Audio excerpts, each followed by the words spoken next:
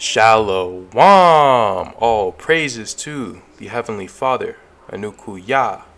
Praise be to the earthly mother, the Pachamama, and all of her earthly angels, the Ayar Kwadashai. Praise be to the Holy Spirit, the Kahe, in the name of his only begotten Son, Matzah the Lamb, unification to the nation. Okay, so I made a post last night asking you guys to watch a particular video, and I'm going to ask you to watch it again before you watch this video, because it'll give you a lot of insight, and it's a good introduction to what I'm going to touch on. This video is absolutely fantastic. The link will be in the description. I also, you don't have to watch this next video, but I would highly suggest it, and that is the Phoenicians and Hyperborea. These two videos, and this person, man, I've not heard of this person. I didn't know of this channel. I didn't know of this video. So when I'm making the assertions about who the Canaanites are and who the fallen angels are and who our real enemies are, then when this person, I see them making very similar points, I'm absolutely amazed. So I highly suggest you guys watch this video. It is almost an hour long. We are going to check out his shorter version, this 12-minute version, and we're going to go over some things. All right? So please watch those two videos, and let's get started. Let's turn this up.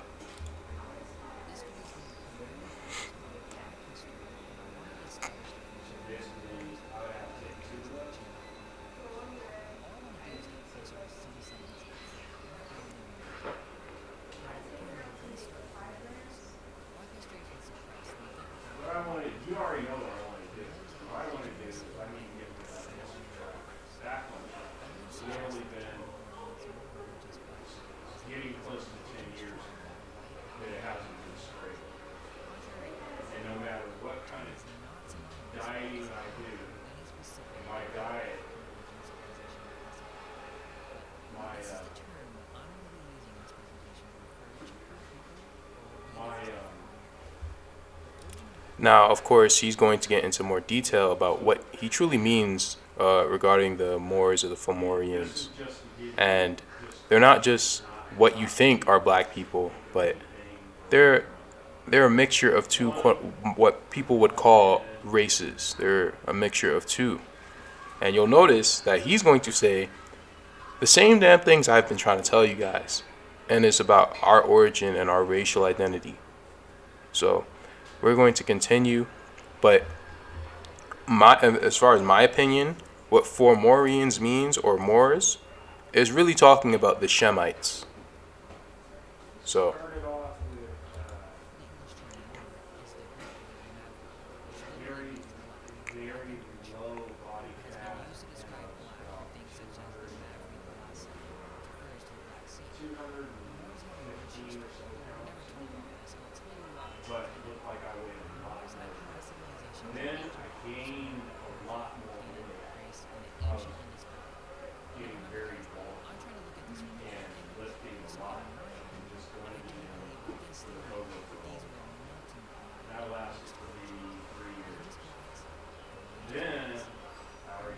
exactly, right? It's a melting pot.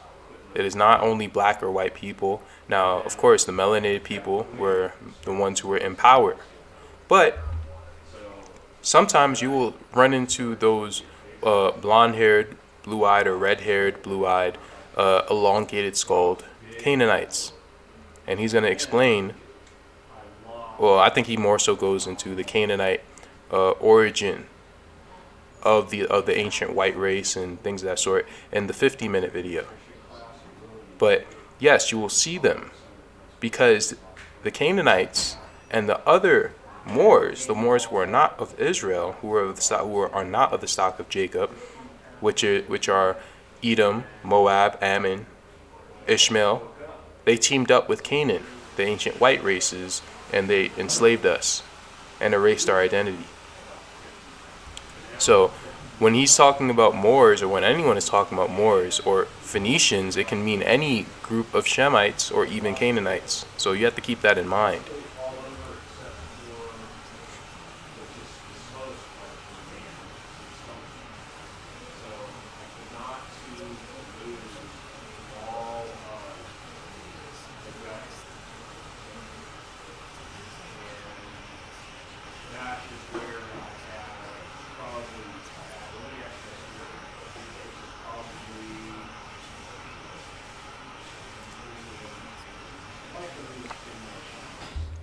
Now, he's right and wrong at the same time, because there's an ancient white race of people who were here.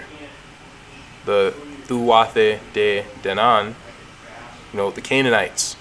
Those are the ancient white peoples. And then you also have another group who are very new, who are cloned, who have nothing to really do with the Canaanites. But these are a very new group of quote-unquote people who do not come from Shem, Ham, or Japheth, who I've been kind of touching on, but I didn't know. And I still don't know where the hell they come from. But in a video that, I just have a lot of ideas, man. Of course, I've been gone a long time, got a lot of ideas. So we're going to touch on a lot of these concepts methodically, hopefully. Oh, and one last thing. These people are not all Israel. In fact, probably none of these people on the screen are Israelites. These are Romans. These are people of the Holy Roman Empire. These are the people who enslaved us. So you cannot see a black face and think that they're your allies. Not all of black people are our allies. Some of them are our worst enemies. You see all those nations that the scriptures are speaking on? Those are all black or melanated nations. Those are all brown people. They don't have to be all brown today because they've mixed in with the Canaanites and the other fallen angel entities or whatever, or the clones or what have you. But the point is that these are our enemies, right? Some of them aren't, some of them are. So you really won't be able to tell the difference unless you know someone's lineage. But you cannot go by someone's skin color or their phenotype or their hair texture or whatever.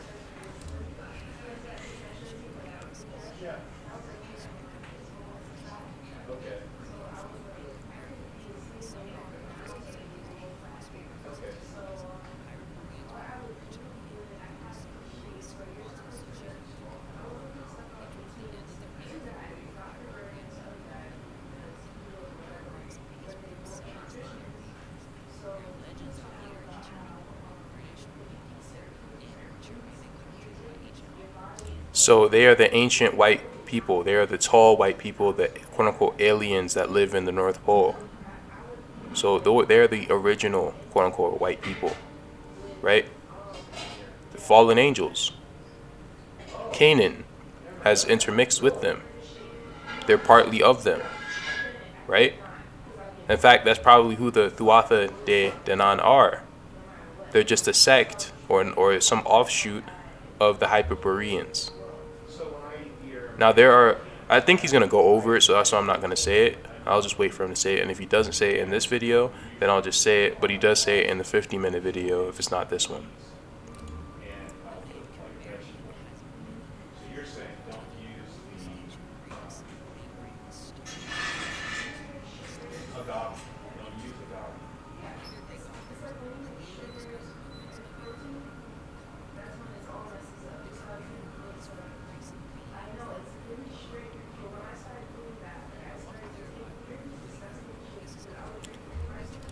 And if you know anything about the Book of Enoch and the concept of underground and why the Greeks believe in Hades, and listen, man, they come from underground because they're demons. I'm very serious about that. They're demons.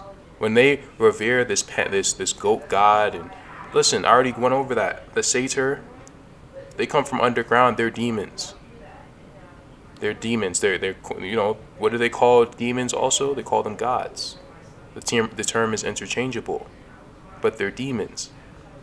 And in the last two videos I'm going to do on Out of the Clefts of the Rocks, I'm going to show you that these satyrs and sirens, they come from the waters, and the waters, they signify the underworld. And if they come from in the earth, that's the same thing. They come from the underworld, they are demons.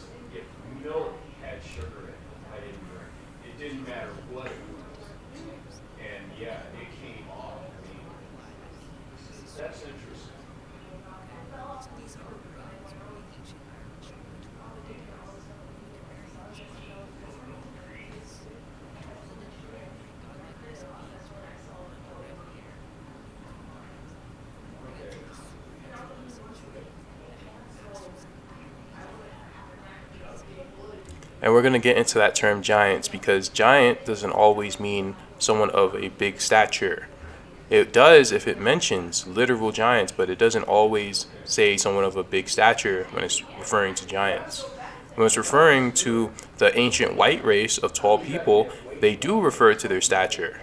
They do say, oh yeah, they were big, they were this tall. They don't say that for the Fomorians, they just call them giants. So we're going to find out, what does the term giant, what does it also mean, or what can it mean?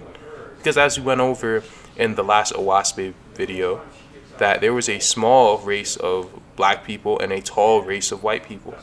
And then they intermixed, and then they created the rest of the races, right? But originally, that's how we looked. We were black and brown people. Then we became much more different looking after all of the intermixing that occurred. And which is fine. I'm not saying that anyone is lesser than because they're mixed or whatever. I don't get into stuff like that. But I will say that I don't know about you, but my forefathers, the seed line that I come from, is from a quote-unquote black race of people or brown race of people. And I don't come from a white race of people. Not paternally. That's just how I feel. So, no, everyone comes, most if not all people are mixed in some sort of way at this point. So, that's not what I am saying. But it is important to get to the roots.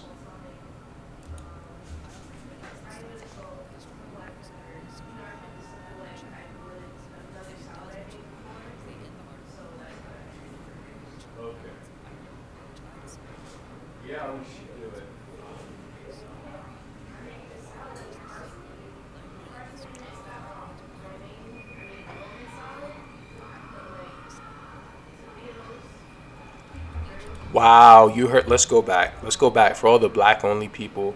Oh, you're a mongoloid. Oh, wait. Let's hear what he has to say. White dude, right? White dude. A mix of black and Mongolian. What does that sound like? That's the copper-colored races here in the Americas. So we're not only black. We're not Asian. We are in between. What have I been telling you guys this whole time? We are Afro-Asiatics or Afro-Asians, not North Africans, not Middle Easterns, Afro-Asians, right? We are Shemites. Shem, the lands of Shem are in Asia, as well as the Americas. We are Afro-Asians.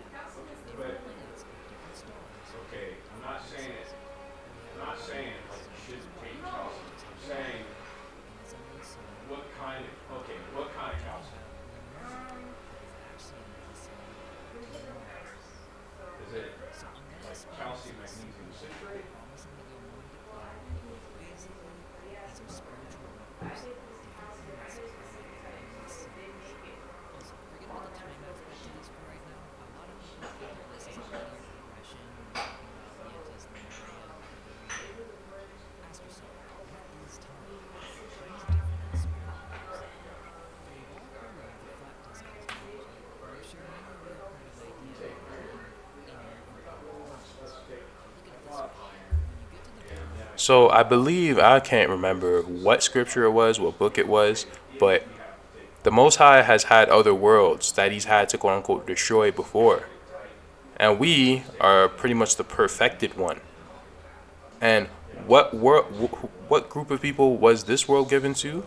The sons of the first father, known as Adam, but that's not his name. He's also known as Yahshua. But this world was given to the sons of the first father. How did he look? It says that in the Book of Remembrance how he looked. He was very brown with black hair, exactly how they described the Lemurians. Then we get into Owaspe and how the Ihines were given that land in the Pacific. And then they were all scattered. And then they developed civilizations in the Americas, in Japan, in Western Europe, in Southeast Asia, which is literally all the lands that the Israelites were in. So this is our story. This is our story. The Lemurians, the Moors, the Fomorians, Owaspe, all this stuff is ours. So let's continue.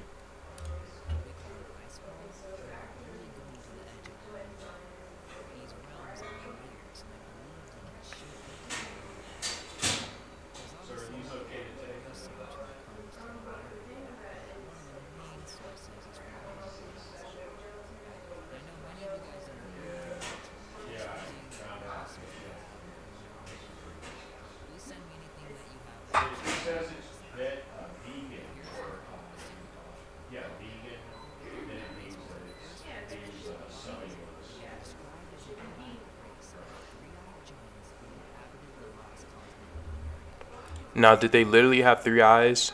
No, but they had their pineal gland open, and what the pineal gland, it signifies the serpent that is inside of us. Remember, guys, I did a video on how, there's a Quetzalcoatl inside all of us. That is the pineal gland. That is the nervous system. That is the serpent, or the quote-unquote Christ that is in all of us. And we were known as the 3-eyed beings because we were the direct link to the Heavenly Father. That's why we were also known as the Nagas, the serpent kings, right? Because we had a power in us that could be activated that no one else could activate. We can activate the Kundalini, as what it's called. So the serpent is a pathway to the heavens. And the quote-unquote black and brown people, originally, they had that power. So yes, we were known as the Nagas, the Incas, what else? The Negas, the Moors, the Lemurians, the Druids, and we're going to get into the Druids and the fur blogs. We got a lot to get into, man.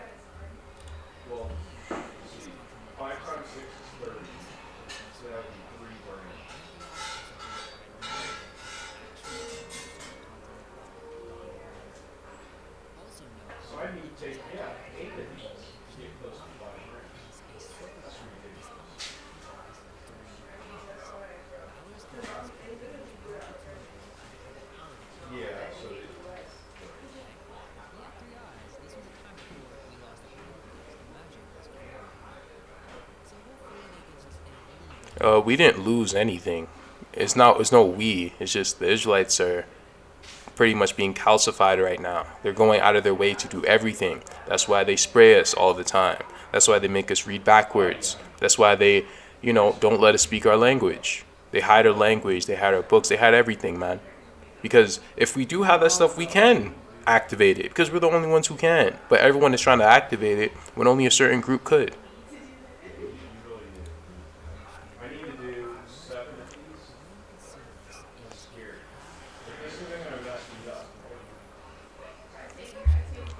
And that isn't to say that only the Israelites can do that. But in this modern day and time, yeah, they're the chosen seed. But before the Israelites, Aki could open his pineal gland. He was able to live among the holy watchers. And he can control them. He can use them. Because he was righteous. But that's not the same for everyone. Because he was still from Shem. So there is still some sort of birthright, some lineage that, it plays a part. It matters. And at this point, the people of Israel, the people who come from Jacob, they're the ones who can do this. Can anyone else do it? At this point in time, I have no idea. But what I do know is that we can do it. And we were given that promise.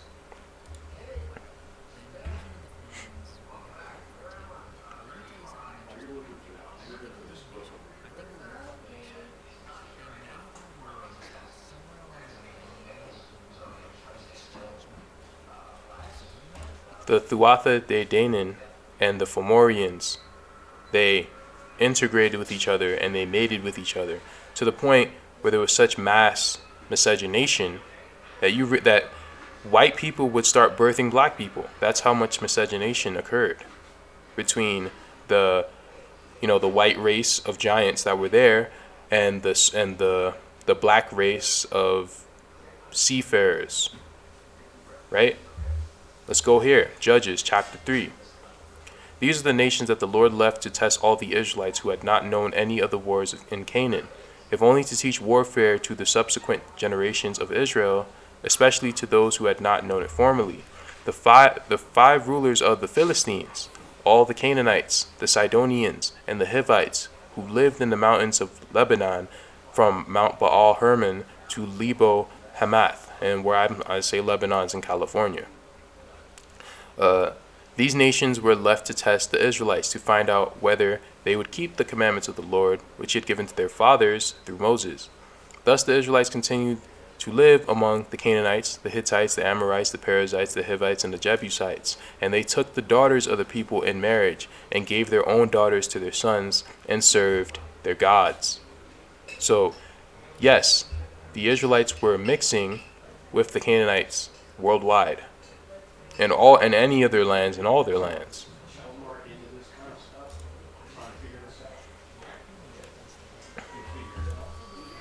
And of course, they're calling them the god races, but all that really means is that those are the two people who had the power. The ancient, tall, fallen angel giants, and us, the seed line of Jacob. You have Satan's seed, and you have ours, and you have, Matzah's seed. I've went over this already, right?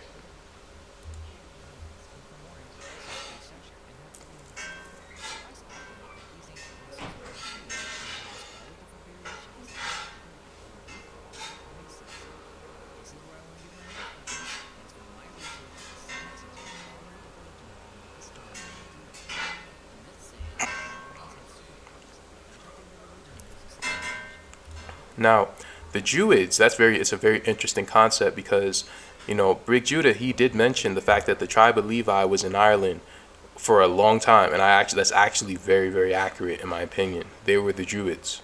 The old tribe of Levi that were in Ireland for a long period of time, they were the Druids. They were known as the Furbolgs.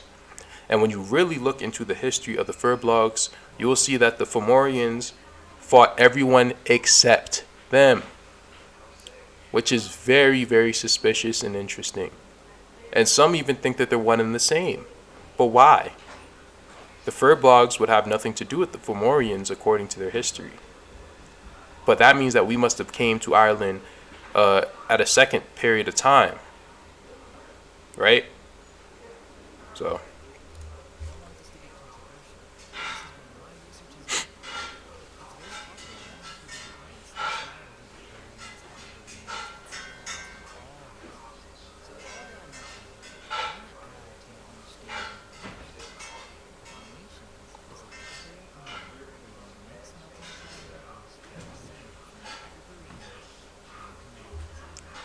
Wow. What have I been telling you guys, man? That the Phoenicians were a mixed stock of people. They're Canaan and they're the Shemites. And that entails Moab, Ammon, Edom, and us, as well as Ishmael. So yes, he's very, very spot on about who the Phoenicians were and are. At this point, the Phoenicians are the Psalms 83 crew, and they rule the world right now. And he knows that. But the thing is that when he took out the biblical the biblical references, and now I'm pretty much putting them back in. So this is beautiful, man. When the other nations, when they're able, and we don't even know if he is another nation, but by flesh he is, at least by immediate lineage he is, but we don't know who his seed line is. So it's a good thing to see that the Gentiles who are culturally Gentiles are, getting into a lot of this stuff.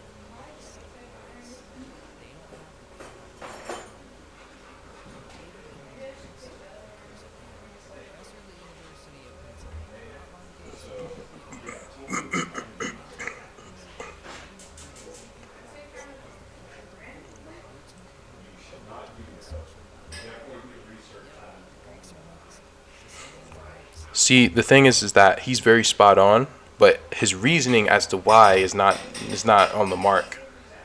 The reason why the Jews hate us is because they're Esau. That's why they hate us. It's not necessarily because they're jealous of our black lineage. Like, that's part of it. And part of the Jewish people are the Canaanites, but the real reason is because they're jealous because of our birthright. That's the real reason.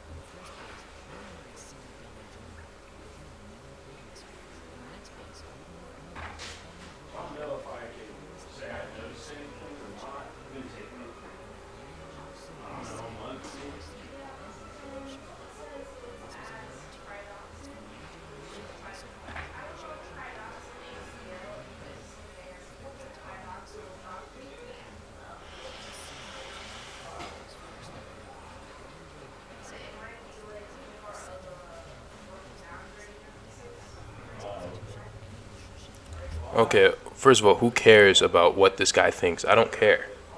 Okay, yeah, there are black Gentiles and there are white Gentiles, and we're gonna go over that. So if they're bigging themselves up, like the black Gentiles saying, "Oh yeah, the white Gentiles were great," and the white Gentiles, "Oh yeah, the black Gentiles were great," I don't care. I have nothing to do with them. The seed line of Israel were given the keys, and they've pretty much erased us out of history. And now they want to come with this "we are the world" stuff. No, we were made to be set apart. That has nothing to do with me hating anyone. No, this is just our birthright. Because both the white and the black Gentiles don't know how to rule fairly. So we need to be put back in power and to put this world in order underneath the guidance of Hamashiach, Matzah, the Lamb.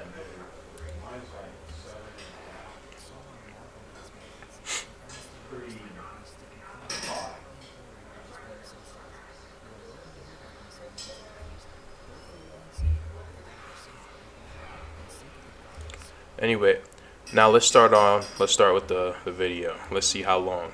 I've been recording for 30 minutes. So this is going to be a long video. I'm just warning you guys. So we're going to get started now.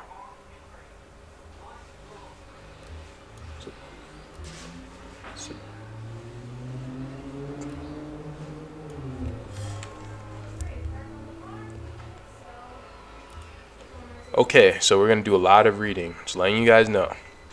The Fomorians, destructive giants of Irish legend. In fact, let's go to this one first. Now let's read this. Now I have this article, so I'm going to leave this in the description, but this is just easier to read because of how the video is set up. But pretty much the video is just showing what the article is saying. In Irish mythology, the Fomori or Fomorians are a semi-divine race of dark-haired, dark-skinned giants, quote-unquote, said to have inhabited Ireland in ancient times. Known as being gallant seafarers, the legends say their name means dark of the sea, and we're going to get into what their name really means. They may have once been believed to be the beings who preceded the gods. Similar to the Greek Titans, they may represent the gods of a proposed pre-Goldelic population of Ireland. Theories abound for these beings from ancient Irish lore. One commonality that stands firm is they came from the south by sea. Being that they were a pre-Goldelic peoples could be a reference to the Phoenicians or Egyptians. Now, sadly, on my old computer, I never uploaded this PDF that I had of this guy pretty much proving that the ancient inhabitants of Western Europe were Egyptians. And we know what Egyptian means. It just means American. So that was very huge. If I could ever find that, then that's going to be a delight. But sadly, I lost it. So hopefully I'm going to be able to retrieve it. I brought my hard drive. I don't know. We're going to see. North Africa and the Iberian Peninsula have always played a role in Irish myth. The Fomorians were eventually conquered by the divine Tuatha de Danann, who were in turn overthrown by the Milesians of Spain. So now we're going to get into the Tuatha de Danann. I just have one thing to show you. And this is 1 Thakanki chapter 3, verse 133. And it came to pass that when the great drought began to appear in its second year, Dan had determined in his heart to leave the dwelling place of his father. And his father gave him provisions for 1 season of pasture. And Dan departed toward the seashore. But his youngest son, who was called Hushim, he being very young, desired to remain with his grandfather, and he was sore afraid to depart. And Dan declared he would return for him in some future day.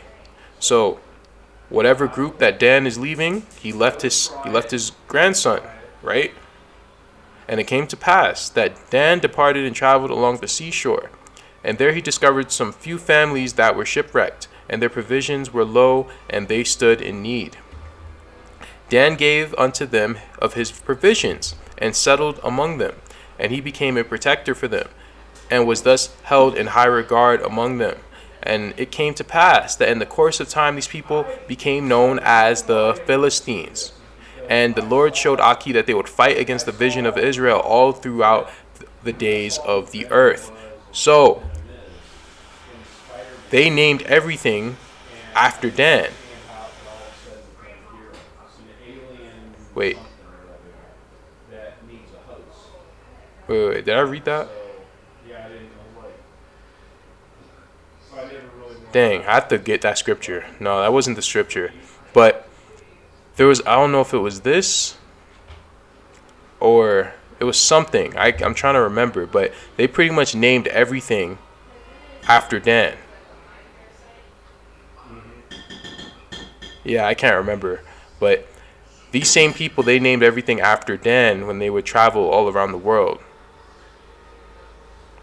Right? So when you see the Danish, the Dan-ish, the Tuatha de Danaan sounds like the Canaanites, but there's some influence with Dan, and the Philistines have a connection with Canaan.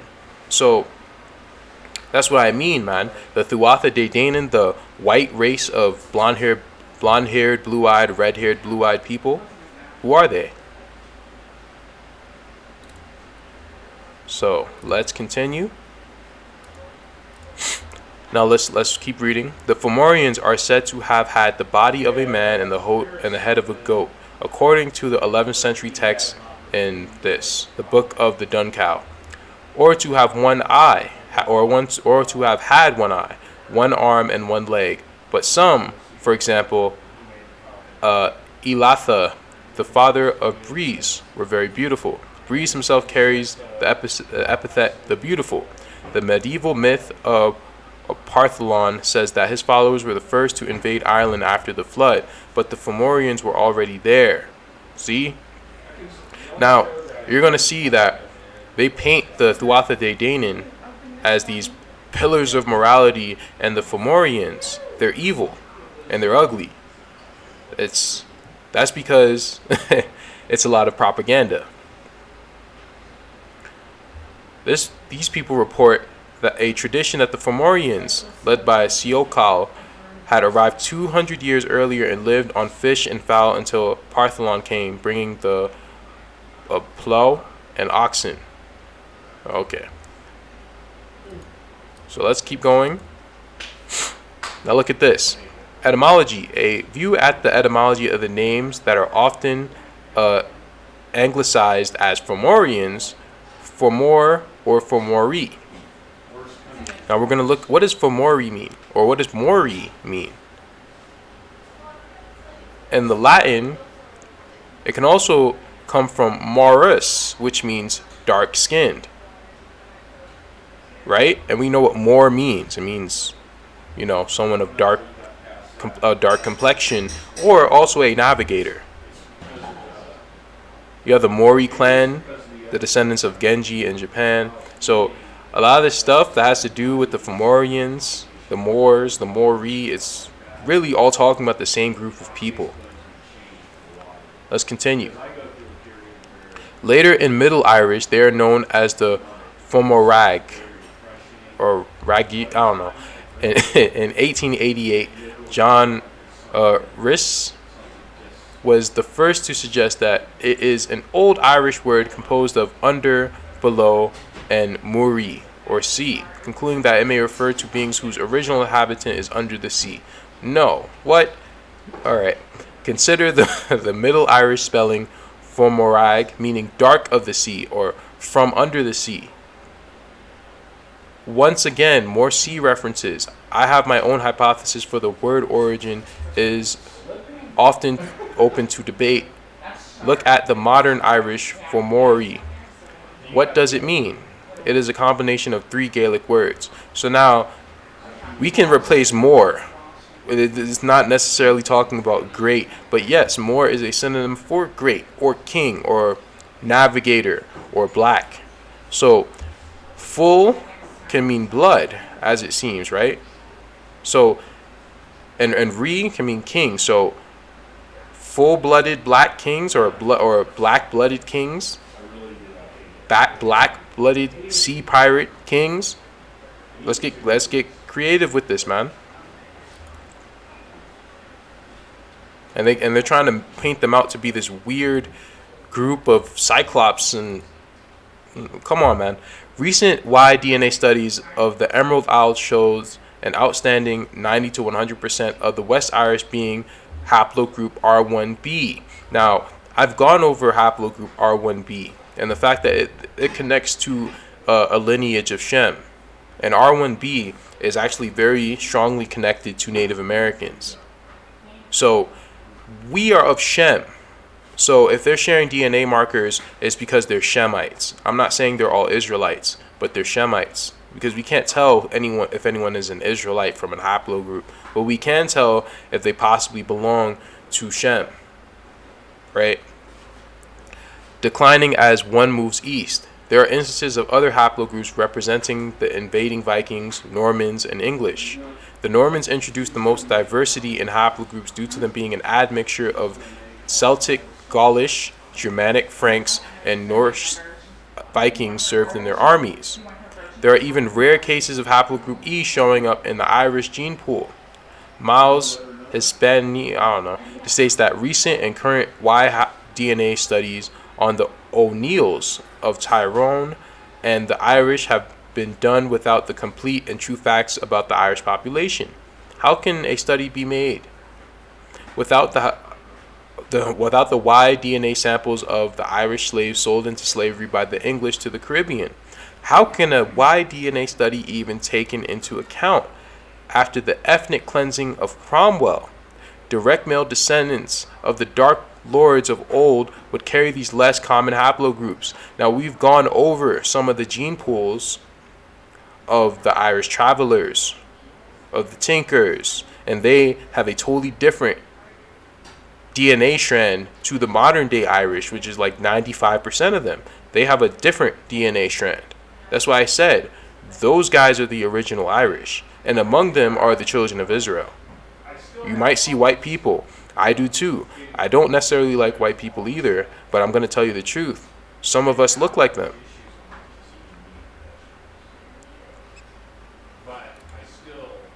Now, what do early writers have to say about the Fomorians? Now, we have to pick the meat out of the bones. But let's keep reading, right? The fur blogs are most likely to have been Belgians or Southern Britons who settled in Ireland at a very early period, where they remained till another colony known by the name Thutha de Danans dispossessed them. These also, the Irish report to have been the posterity of the Nemedius, who being driven away by the Africans, had since wandered over Greece, where they learned magic, and amongst other extraordinary arts, had acquired that of resorting to life, the bodies of persons, slain in battle, by the exercise of which, and other such supernatural powers, they became masters of the island, on which the defeated Belgians retired to the Hebrides.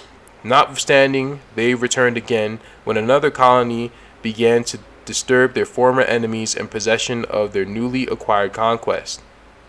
So the fur blogs, or bolgs, I don't even know how to say that, but they have a connection with this ancient group of Irish people before even the Fomorians even got there. I don't even know why he just said, like, this has nothing to do really with the Fomorians. This is talking about the fur blogs and the fact that they learned magic. And what does it sound like? It sounds like the Druids, and we're going to get into that. So let's keep going.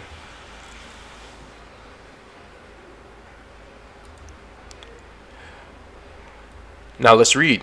And thus, they say, was Ireland first inhabited, but unhappily a certain band of the stock of Nimrod, whom they termed Fomorians or giants, arriving amongst them, attempted to subdue the country. After many desperate engagements, they were at last routed by the Partholanians, and far the greater part of them destroyed on one decisive day. But the dead carcasses of these Fomorians being denied burial, it is said the stench occasioned a plague which presently swept off the victors and left the land uninhabited. So there was a early group of Africans who got there, the people of Nimrod. And I've already I haven't really made a video on it or anything, but I've said that I think Nimrod was there in England and Ireland. But also, another thing about the sons of Ham is that the people of Ham and the people of Shem intermixed a lot. Now, the people of Israel are going to have a particular look to them. They're going to look like Afro-Asiatics, but not all the people of Ham and Shem are all going to look the same. When people think Shemite, they have to realize that Japheth didn't get on the boat. He talks about that in the book of our ancient grandmothers. Japheth didn't get on the boat. They were in the caves with the fallen angels and the seed line of Cain. Shem and Ham got on the boat, And, a lot of them, you don't really know who's who. There are many more Shemites than Hamites. But you will find Hamites in the lands of Shem and vice versa. And you would not be able to tell the difference based on looks.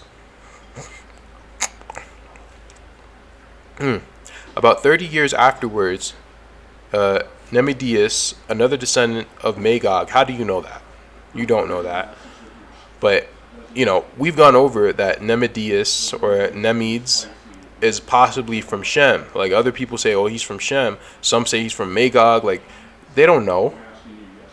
Was Magog even alive when this person got there? They don't know. So don't get hijacked, man. Let's take the data for what it is. With above 1,000 men arrived in Ireland, and settling in the country began to improve it as Partholanus had done before him. But some Fomorians, being amongst his followers, took occasion to revolt. As some say, after mainly bloody badades, they were at last quite subdued, whilst others assert that these Fomorian beings, inhabitants of Africa, at length withdrew to Africa, from whence they brought such numerous forces as totally overthrew the Nemidians and effected the conquest of the island. Now, just because you're from Africa, that does not mean that you're a Hamite, and we're going to get into that as well, because everyone thinks that Africa is all one thing. Africa is an amalgamation of different peoples, especially North Africa. North Africa is incredibly mixed up, so you don't know who anyone is. But in ancient times, we were there. We were in North Africa. We were in West Africa. We were all over Africa. We were all over it. Now, that doesn't mean that everyone in Africa is now an Israelite, as some people seem to believe, and there are no Hamites. But we definitely had a presence in most places in Africa, as well as Asia. And don't even get me started on the Americas. We were all over the place. That Ireland was first peopled by a colony from Britain is highly probable. So these people came from Britain. Where did they come from before Britain? I don't know. But they came to these lands for a reason. The reason is because this land was all connected to North America, so it all belongs to us. As a conjecture is warranted by its situation, and then what becomes of the voyages of Polynesians and Nemidius, and the tales of the Fomorians, not to say anything of Noah's niece, and of those who arrived there before the general deluge. So they're saying some of the stuff happened before the flood.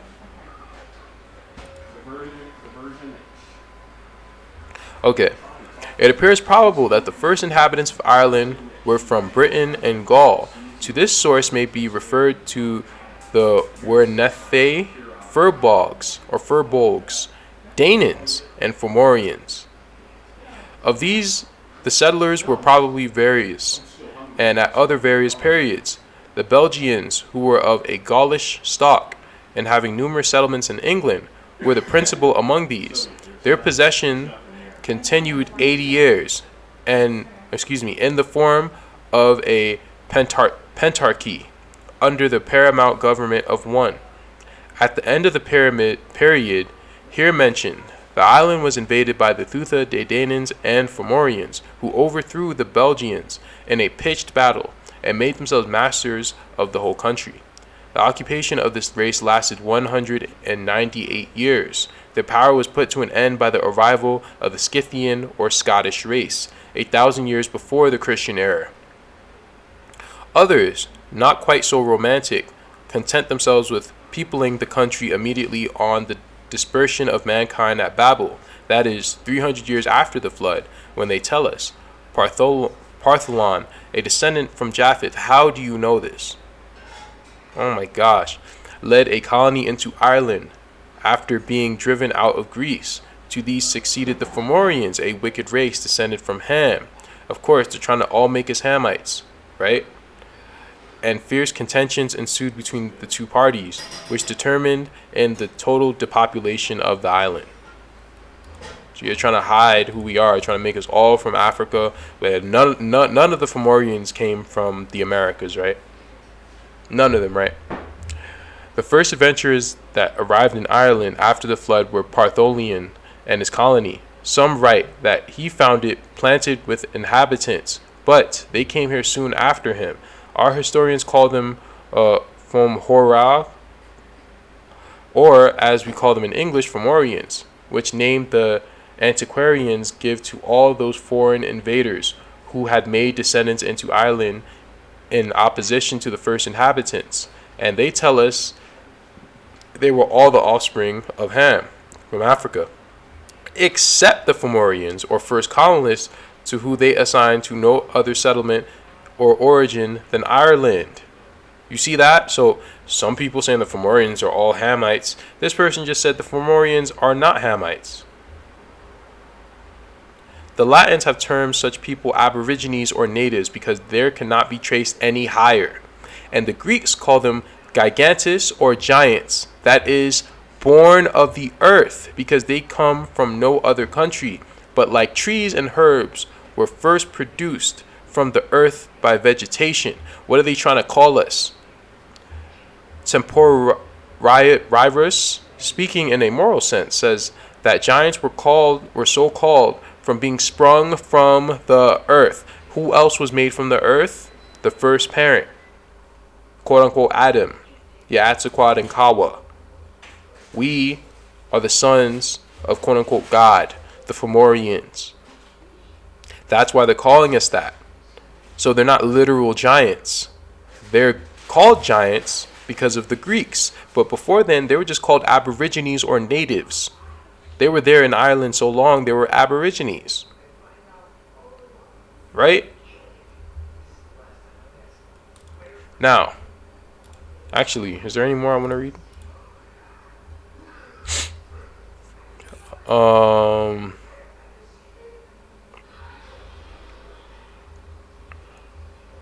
I'll read some of this. And thus was that vessel a single warrior, dark, gloomy, devilish, on the stern of that good ship, and he was laughing roughly, ill-fatedly, so that every one saw his entrails, and his bowels through the body of his gullet. What is that mirthfulness on the big man? Asks this person. Because, the damsel says the damsel, he deems it excellent that thou shouldest be an addition to his tribute in this year rather than any other year. Alright, I don't see the point in reading this, so I'm going to skip ahead. I don't know if there's anything else I wanted to read. The Fomorians is a name given to those foreigners, especially who were disturbingly Aryan at the time of the children of Nemhed. The name of the Fomorians and Lachlanaks, and that's Norwegians, by the way, is further given to those foreigners whom the Furbolg brought over to the battle of Mog in the north against the Thutha de Danann. So we were fighting on the same side against the Dananites. Though it is not of these we shall speak here now, but of the latter Lachlanaks, i.e. Norsemen, who were in Erin. Thus, there reigned at the time of the oppression of Lachlan on Erin, namely at the time 12 kings of the Irish kings of Tara. And I'm not reading all those. At the time of this person, the foreigners of Lochland, or Norway, first began to conquer Erin. Here came a fleet into Camus, 6 Fathad, 160 ships in number, and they burned and plundered Innis. These H's are so weird. Labrani and Darvinus. There fell in battle with this person 476 men of the Lachlanaks. 5 ships came with these people to Erin, and they slew a multitude of them, and they on their side slew all. A great fleet with that person or those people, and he assumed the kingdom of the foreigners of Erin, and the north of Erin was plundered by them for the first time. And they afterwards spread themselves over Erin, and they sent a fleet upon the lakes of Erin. So I think that's about it.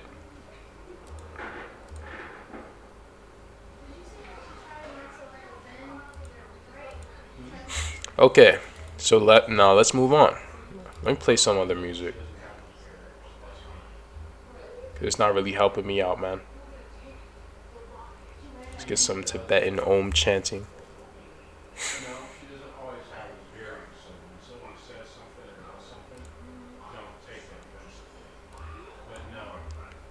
Okay, the Fomorians. Destructive giants of Irish legend. Bloodthirsty warrior giants, and we know what giants means, which came from far across the sea, or was it the underworld? And we already went over what does Fomorian mean. The black-blooded kings, the sea pirates, right? Perhaps they were more like monsters. No. Well, anyway, let's move down. The Fomorians are a race of supernatural giants in Irish mythology. In some accounts, the Fomorians are described as one of the earliest races to have invaded and settled in Ireland. The Fomorians are often described as monstrous, hideous-looking creatures. They were sometimes said to possess the power over certain natural phenomena, in particular destructive elements. Some scholars believe the Fomorians are a personification of these forces of nature. No, but we control nature, right? We sailed across the seas. We controlled nature. You know, they're trying to bastardize us and try to demonize us, but that's okay. There are several explanations regarding the name of this mythological race. The first part, fo, is generally said to mean below or beneath. The second part, however, is less clear. It is part of the name. It is this part of the name that has generated debate among scholars. One interpretation, for example, is that Mora means sea. All right. Well, we already know what all this stuff means, bro. Let me see. The origins of the Fomorians are also uncertain, though many sources mention that they arrived in Ireland on ships. In some sources, they are described as having dark skin and dark hair, thus leading to speculation that the Fomorians sailed all the way to Ireland from Africa or Asia.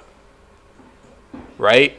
In other sources, the Fomorians are painted as grotesque abominations. One account, for example, depicts them as having one eye, one leg, one arm, whilst another portrays them as having the bodies of human beings, with the heads of goats. It may be mentioned, however, that good-looking Fomorians may have also found in ancient sources. One of these, for example, we already went over that.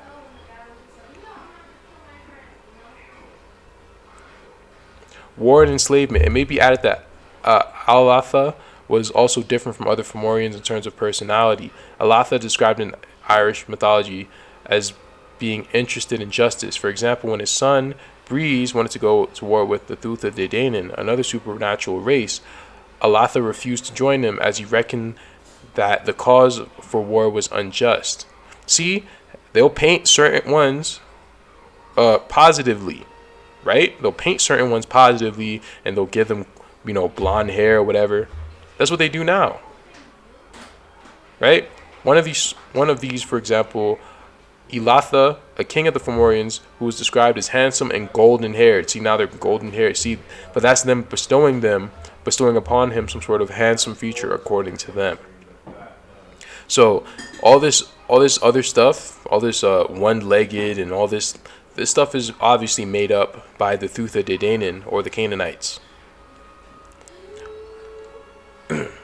By contrast, other Fomorians are portrayed as warlike, bloodthirsty. Oh, okay. What did they do? What did they do with the natives? I just saw a movie Apocalypto for the first time, and while I'm kind of ashamed, I'm like, this is a bunch of propaganda. This is them trying to say you had nothing when you had nothing. All of it was a bunch of savagery. And we, the Christians, came and saved you guys from yourselves.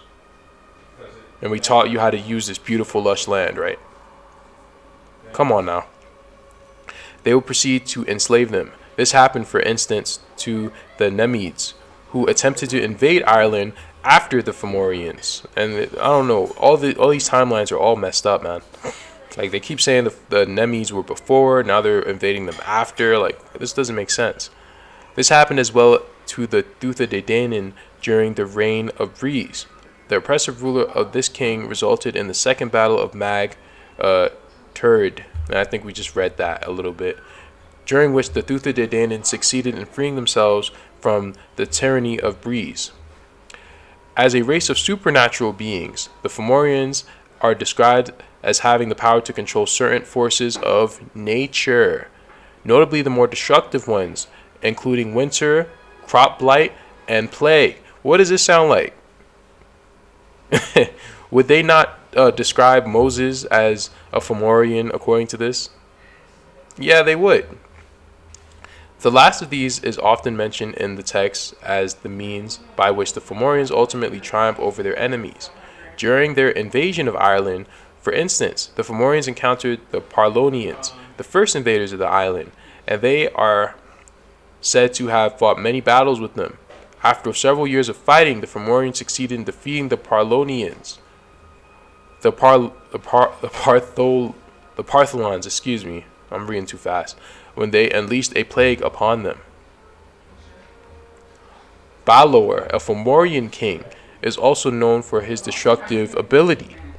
This Fomorian, who came to the aid of Breeze in his battle against the Thuthadidaenan, was a giant with one eye. Okay. Balor's eye is said to be so destructive, poisonous, that it would destroy anything it looked at. Following their defeat by the Thuthadidaenan during the Second Battle of Mag Turd, the Fomorians lost their rule over Ireland, as well as their central role in Irish mythology. Nevertheless, the legend said they were given the province of Connacht and were even allowed to marry some of the Thuthadidaenan. No, a lot of miscegenation occurred, bro. Okay.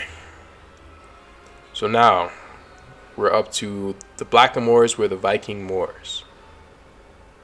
And I have a lot of these. I don't have all these books, but I have a lot of these books. But this seems like it's a really good book to get. True Myth, Black Vikings of the Middle Ages. If you guys can find a PDF, please let me know. But this is a piece of the book. Europe, we are told, has always been the domain of white-skinned people, classified variously as Caucasians, whites, Nordics, Aryans, Indo-Europeans, white people.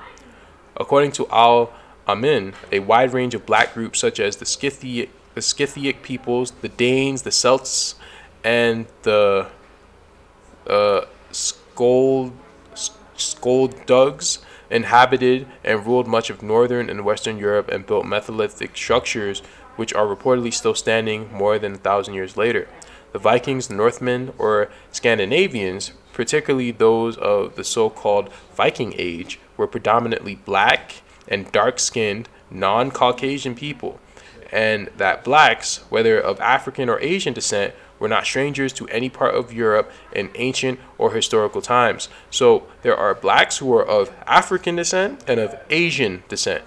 So there are Hamites and Shemites. You get what I'm trying to say, man?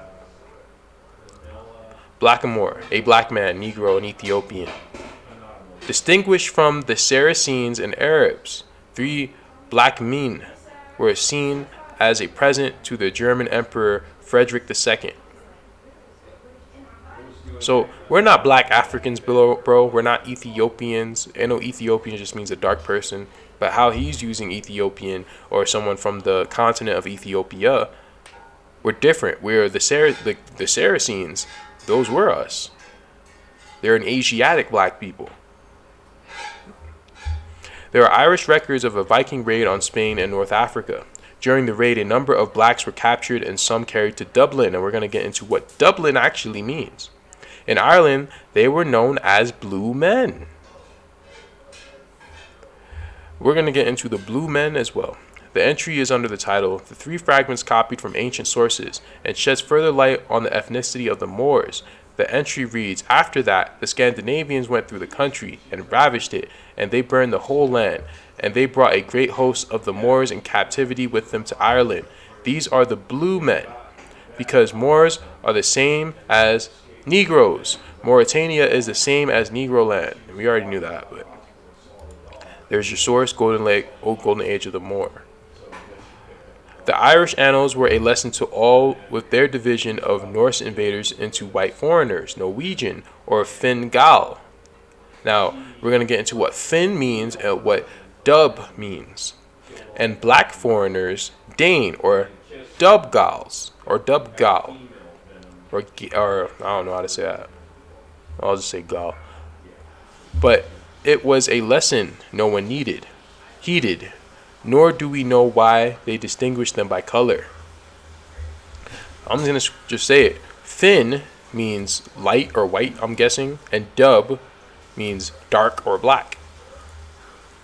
The Welsh chroniclers, for example, made no such clear distinction. The Danes coming in by way of England and the Norwegians by way of Ireland were pretty well all black. Black Gentiles, black Norsemen, black hosts, pagans, devils, and the like.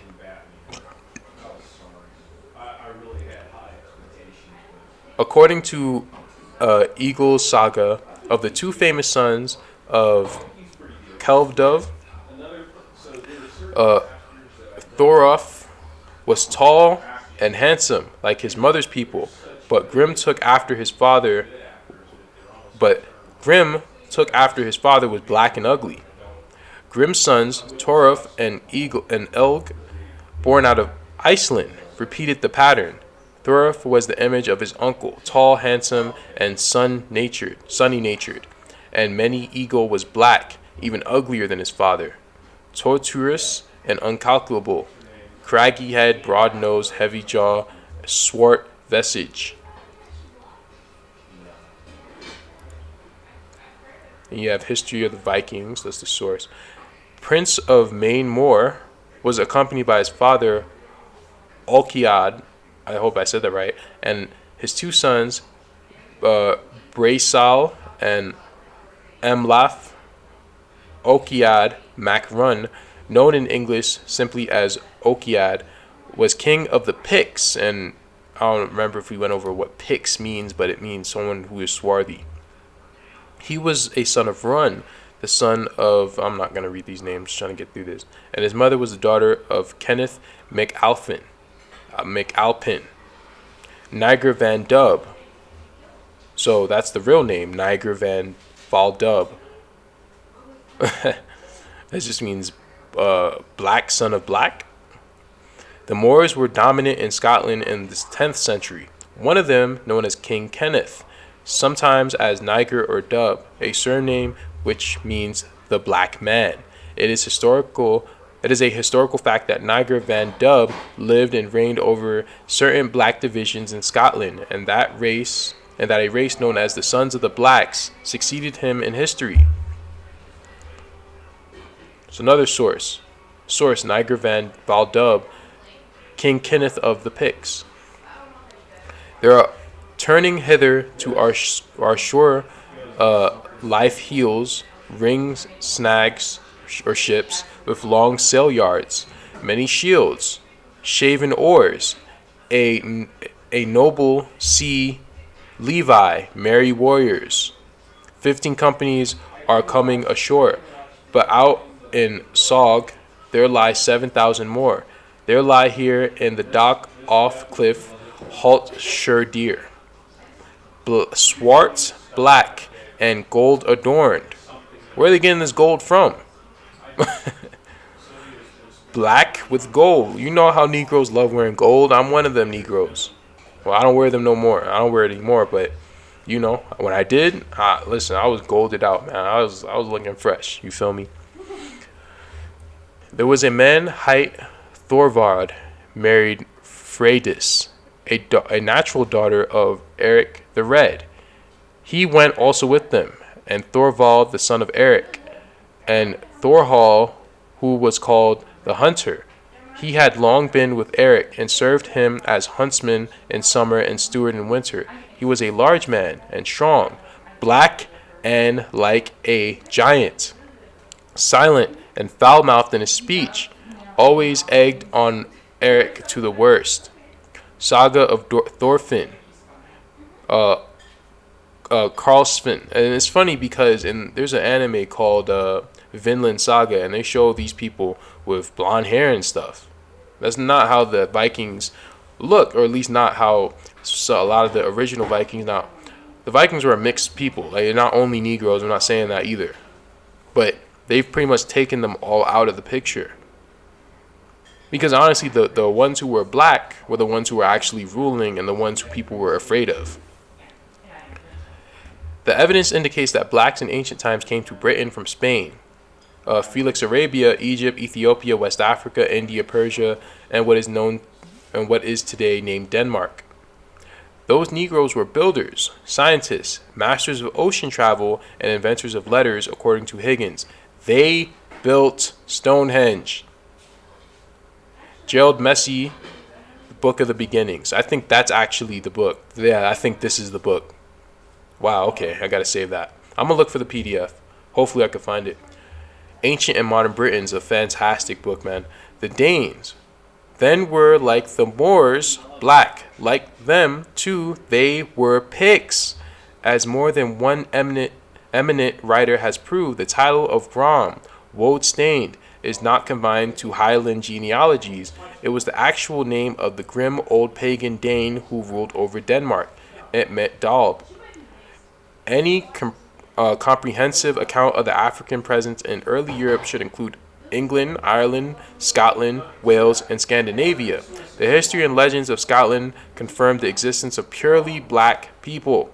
We see one of them in the person of Kenneth the Niger. During the 10th century, Kenneth the Niger ruled over 3 provinces in the Scottish Highlands. The historical and literary traditions of Wales reflect similar beliefs. According to Garm Jones, perhaps the world's leading authority on the subject, to the Welsh chroniclers, the Danes coming in by way of England and the Norwegians by way of Ireland were pretty well all black Gentiles, black Norsemen, black hosts. There is also strong reason to suggest an African presence in ancient Ireland. We have, for example, the legends of mysterious African sea rovers, the Fomorians, who had a stronghold on Tory Island off the northwest coast. The Fomorians, shrouded deep in mist, came to be regarded as the sinister forces in Irish mythology. So again, what did we read before? That they lost their hold on being the primary people. Now they've become the villains in the story. To the victor go the spoils. So they're not going to tell you who we really were. They're just going to paint us in a bad light. And I'm surprised that they would even mention us at all. A prominent Viking in the 11th century was Thorhall, who was aboard the ship that carried the early Vikings to the shores of North America. Thorhall was the huntsman in summer, and in winter the steward of Eric the Red. He was, it is said, a large man, and strong, black, like a giant silent fowl. Okay, we already read that. Another Viking, more notable than Thorhall, was Earl Thorpen, the most distinguished of all earls on the islands. Thorfinn ruled over 9 earldoms in Scotland and Ireland, and died at the age of 75. His widow married the King of Scotland. Thorfinn was described as one of the largest men in point of stature, ugly, sharp-featured, somewhat tawny, and most martial-looking man. It has been related that he was the foremost of all his men. And in that book, Ancient and Modern Britons, it says that the Middle Eastern look is a mixture of the Pacific Island black people and the tall white people. So I'm leaving this in the description because I have more stuff to go into, man. More stuff. Black Celts and Vikings. The Celts were originally black people. Epphorus claimed that the Celts were blacks or Ethiopians. The Celts continue to be recognized as blacks by Tacitus, who wrote about the black Celts and Picts in 80 AD. The Celts on the mainland of Europe were called Iberians or Silures. Though the original Celts were black, over time their name was stolen by Europeans. Father Gani has discussed the history of the Celts. He makes it clear the original Celts were the Iberians. The Iberians were probably conquered by the Lemurians. It is suggested that the Lemurians may be represented by the modern Basque of Spain. So even the Basque today are not even the original Basque, or not the original Iberians. Dang, bro. Who are these people? The Ligurians took the name Celt. The Ligurian Celts were conquered by the Gaulish-speaking peoples. The Gauls conquered the Ligurians and pushed them into Spain. It was these Gauls who imposed their language on the Iberian and Ligurian Celts. The Gauls were Belgians, according to their father Ogoni. The Irish and Welsh are descendants of these Gauls. The Gauls spoke Gaulish or Gaelic. The Germans conquered the Gaulish Celts, and Gaulish disappeared around 4th century AD. All of the black Celts in Britain were not erased by the Gauls. This is supported by the Ivory Lady of York, England. The reconstruction of the face of the Ivory Bengal Lady indicates that she was African or black. The woman was rich and indicates the African type among the British Isles. She was highly respected by her white subjects. There is genetic and linguistic evidence that proves that the Celts were black or African people. An examination of the language spoken by the Basque has a Niger-Congo substratum. So, for those people saying that, you guys were just in Africa, let them call us that, because honestly, this Niger-Congo language is all over the world. You find this Niger-Congo language in Japan. You find it here in the Americas. You find it a little bit in China. And now in Ireland. So these group of, tree-swinging monkeys must have just been all around the world. Now, of course, not everyone who speaks a Niger-Congo language in Africa is an Israelite. Not everyone in Africa is an Israelite. There's a certain sect of them. We already went over that there's a certain sect of the Bantu people who share the same physiognomy as a certain sect of people in China, or at least in ancient China. And that there's a certain Mongoloid race that was in ancient China that is the same race as some of the Bantu people. So they have nothing to do with the modern day, or at least the main population of Africa. I don't know why people keep saying that, but people are coming back to who they are. So if people are all about Africa, then maybe that's their land, And some of our land is there, but for those people who are denying a lot of information, maybe that's their land, bro. Just leave them alone. There is also genetic evidence linking the Basque and Niger-Congo speakers. Both share, and it's talking about DNA. This linguistic and genetic evidence supports the African origin of the Celts. Wow. The original Danes or Vikings were blacks. This is made clear in the Osberg, 8th century Vikings on the Norway sledge, carving of the black seafarers that populated the region at this time. It is clear from this carving that the 8th century Vikings were different from the blonde, big-bodied folk of Viking legends. And you have Asterix and the Gaul. We went over that. The blonde Vikings, the red Gauls, Asterix, Obelix, Parnomix, all is tricks. Definitely not. There is no conspiracy in it. Just an omission. A big-sized one. A gigantic forgetfulness that threw a veil long ago on our true past. Since the colonial and racialist France forced the unfortunate Africans to repeat all ancestors, the Gauls, at long least, or I guess he really meant long last, it comes to be true. The Celtics were black. Jules Ferry must turn to his grave. All black, magnificent Africans who had come from the Iberian Peninsula gradually colonized all Europe as far as the Urals. We already find this assertion in the writings of Fabry de Aurelet, For him, Central Europe was populated by blacks skilled in handling large javelins, as those white Gauls used later.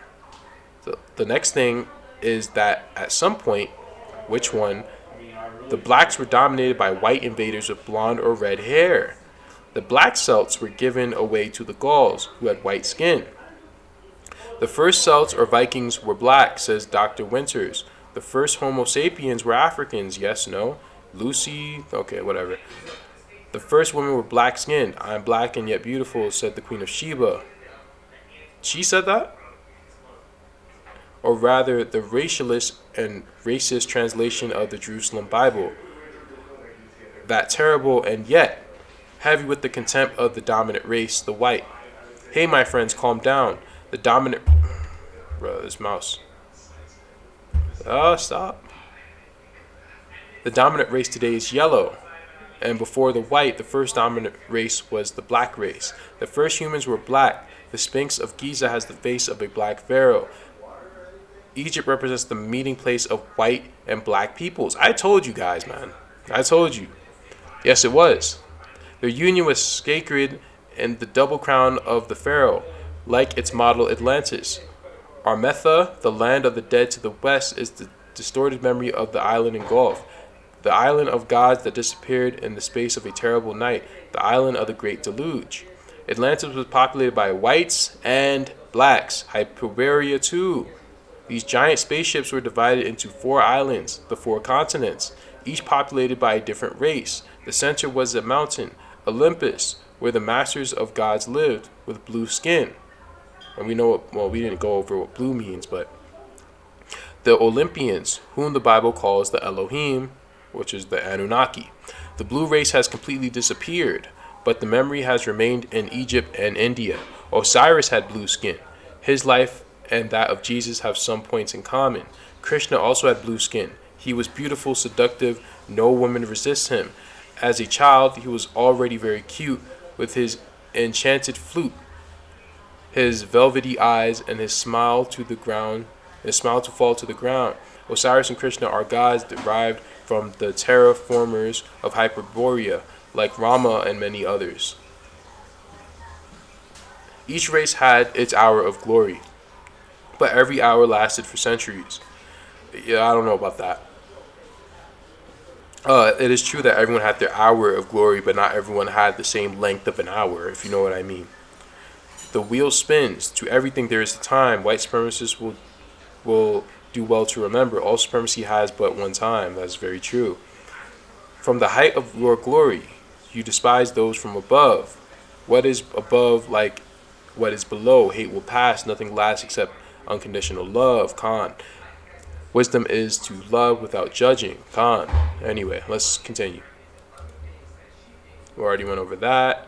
Now let's read a few of this, because this is another book, but I'm not going to read it. But there's a lot of drop in here. It's called Map of the Ancient Sea Kings, Evidence of Advanced Civilization. So I'm just going to read 2 pages.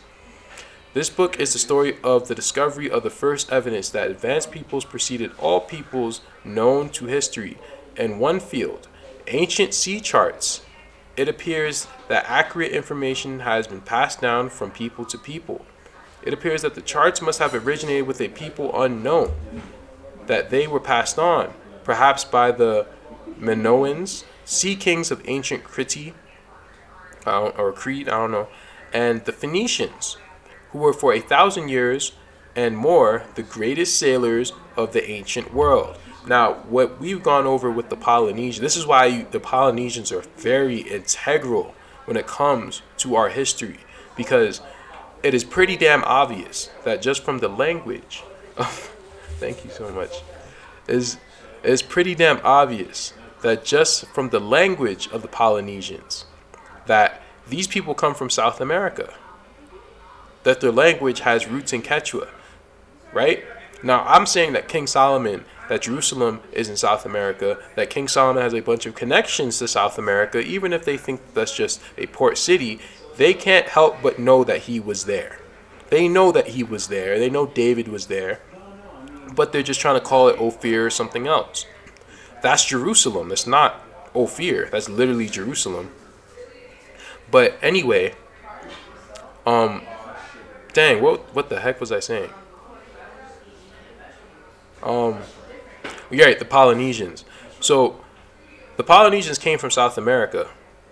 The Polynesians were the greatest seafarers in history, but they're trying to say that they were a recent group of people. No, they weren't. In fact, the Polynesians are what we know as the Hyksos, as part of the Phoenicians. That's who they were, the Nagas, the naval masters, right? Sailed all over the place. But it leads them back to South America, and that's the point. That's why the Polynesians are very integral to who we are. We have evidence that they were collected and studied in the Great Library of Alexandria, and the completions of them were made by the geographers who worked there. Before the destruction of the Great Library, many of the maps must have been transferred to other centuries, chiefly perhaps to Constantinople, which remained a center of learning through the Middle Ages. We can only speculate that the maps may have been preserved there until the Fourth Crusade, when the Venetians captured the city. Some of the maps appear in the West in the century following this Wrong Way crusade. For the Venetian fleet was supposed to sail for the Holy Land. Others do not appear until the early 16th century. So a lot of these maps were destroyed during that time, or apprehended, right? So when you have people claiming, oh, this is Ophir, how the hell do they know? They don't even know where the Holy Land is, but they're talking about where's Ophir and where's this, where's that. They don't even know, right? Most of these maps, and plus, that place became Jerusalem around the Middle Ages, I believe. So, unless it's before the Middle Ages, they were speaking hijack language. Most of these maps were of the Mediterranean and Black Sea, but maps of other areas survived. Survived what? See, they left all these maps of the Mediterranean and they destroyed the rest of them. Why? What are they trying to do? They're trying to force you into an area. These maps this included maps of the Americas and maps of the Arctic and Antarctic seas. It becomes clear that the ancient voyagers traveled from pole to pole. Unbelievable as it may appear, the evidence nevertheless indicates that some ancient people explored Antarctica when its coasts were free of ice. It is clear, too, that they had an instrument of navigation for accurately determining longitudes that was far superior to anything possessed by peoples of ancient, medieval, or modern times until the second half of the 18th century. No, you don't even know. So let's not do that, because it still could be superior to this day, because y'all don't even know what the Earth looks like. The evidence of a lost technology will support and give credence to many other evidences that have been brought forward in the last century or more to support the hypothesis of a lost civilization in remote times. Scholars have been able to dismiss most of the evidence as mere myth, but here we have evidence that cannot be dismissed. This evidence requires that all the other evidence that has been brought forward in the past should be re-examined with an open mind. To the inevitable question, are these remarkable maps genuine? I can only reply that they have all been known for a long time, with one exception. The Perry Reese map of 1513 was only rediscovered in 1929. But its authenticity, as will be seen, is sufficiently established.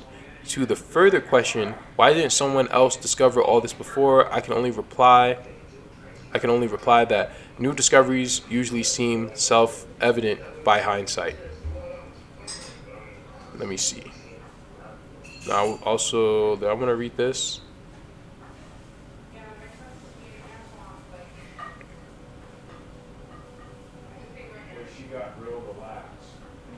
Nah, let's move on.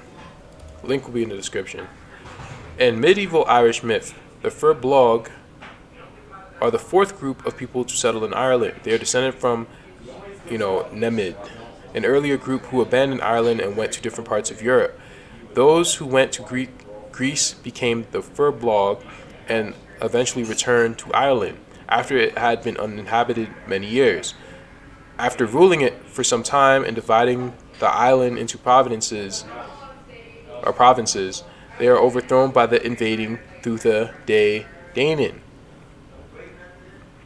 The myth, and I'll also leave this in the description. I'm not going to go over that, but it's pretty much like a history book of Ireland.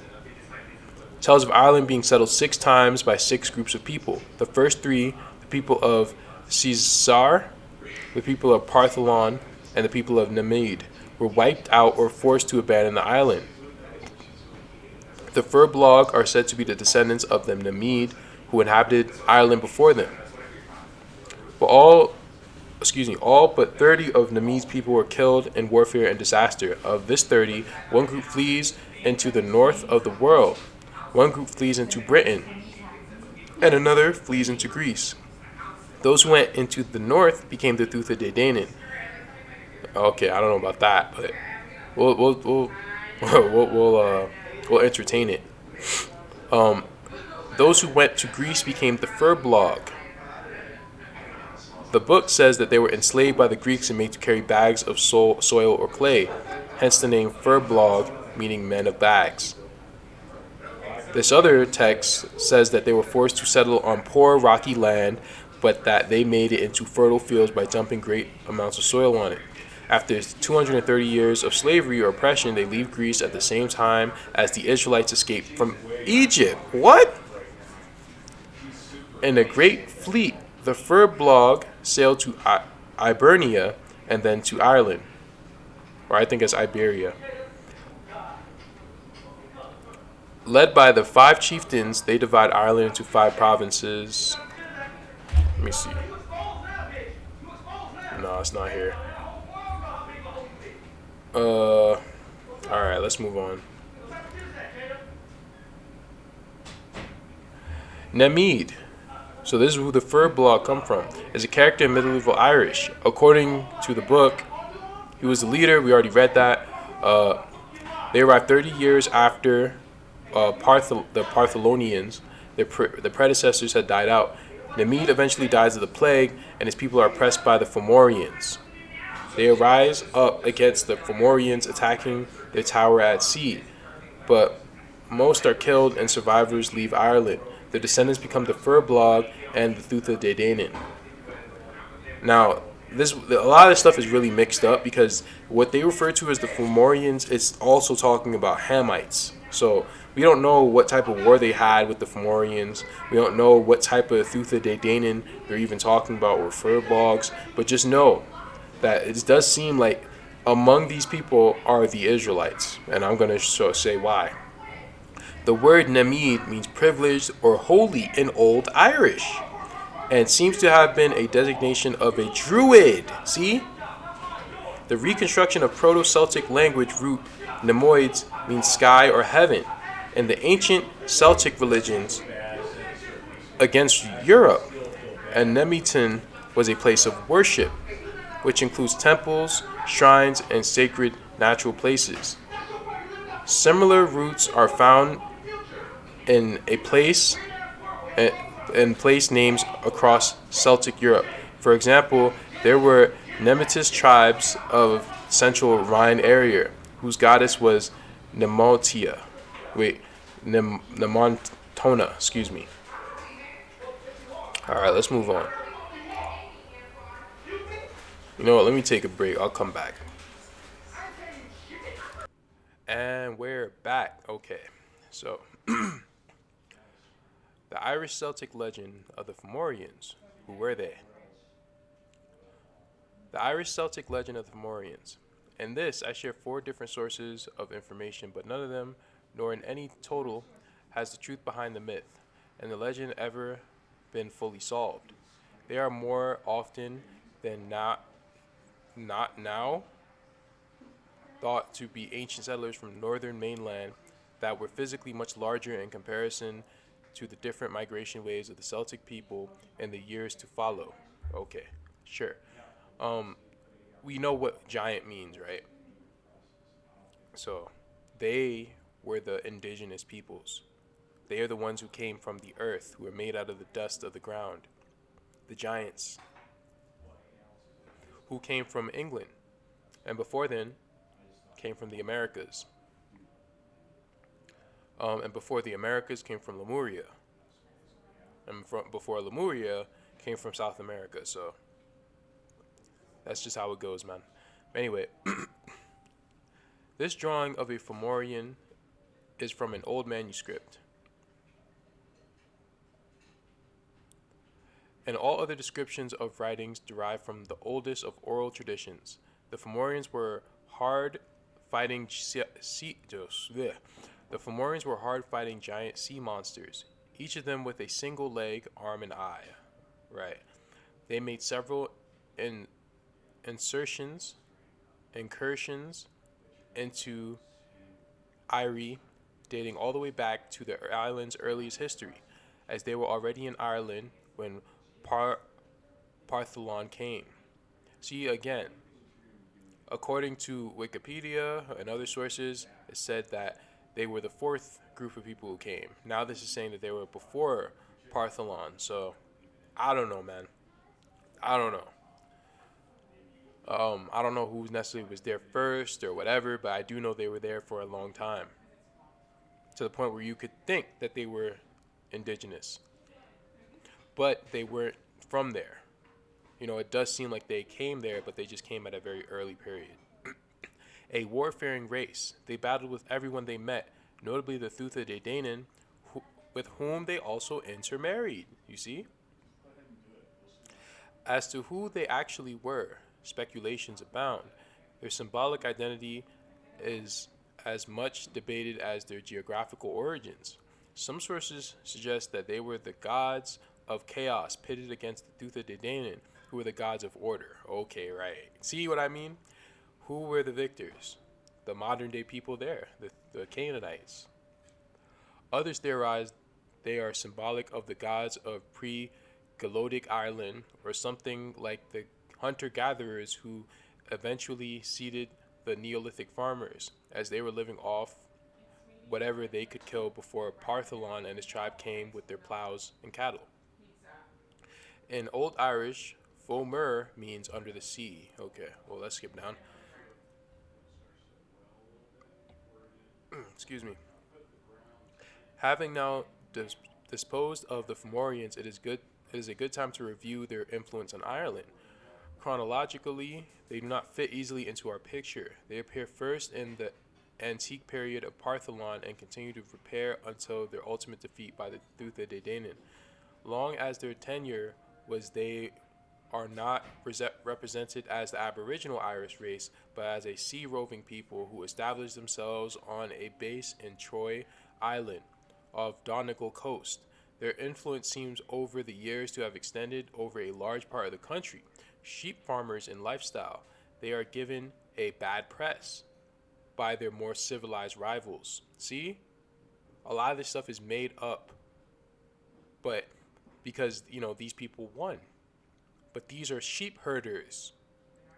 Why does all this stuff sound like the Israelites? They're sheep herders. They controlled the nature. They're seafarers. Right? All this stuff sounds like the Israelites. Thus we hear they were associated with evil, night, death. They are described as grotesque, sometimes with one arm, one leg, one eye. Interestingly, there are drawings of the unusual people found in the West Indies and in America after Columbus, which have many points in common with the Fomorians. Let's read that again, shall we? Because I was actually thinking about that. Because they painted the Native Americans in the same way. One arm, one eye, and all this stuff. And they did the same thing to us here.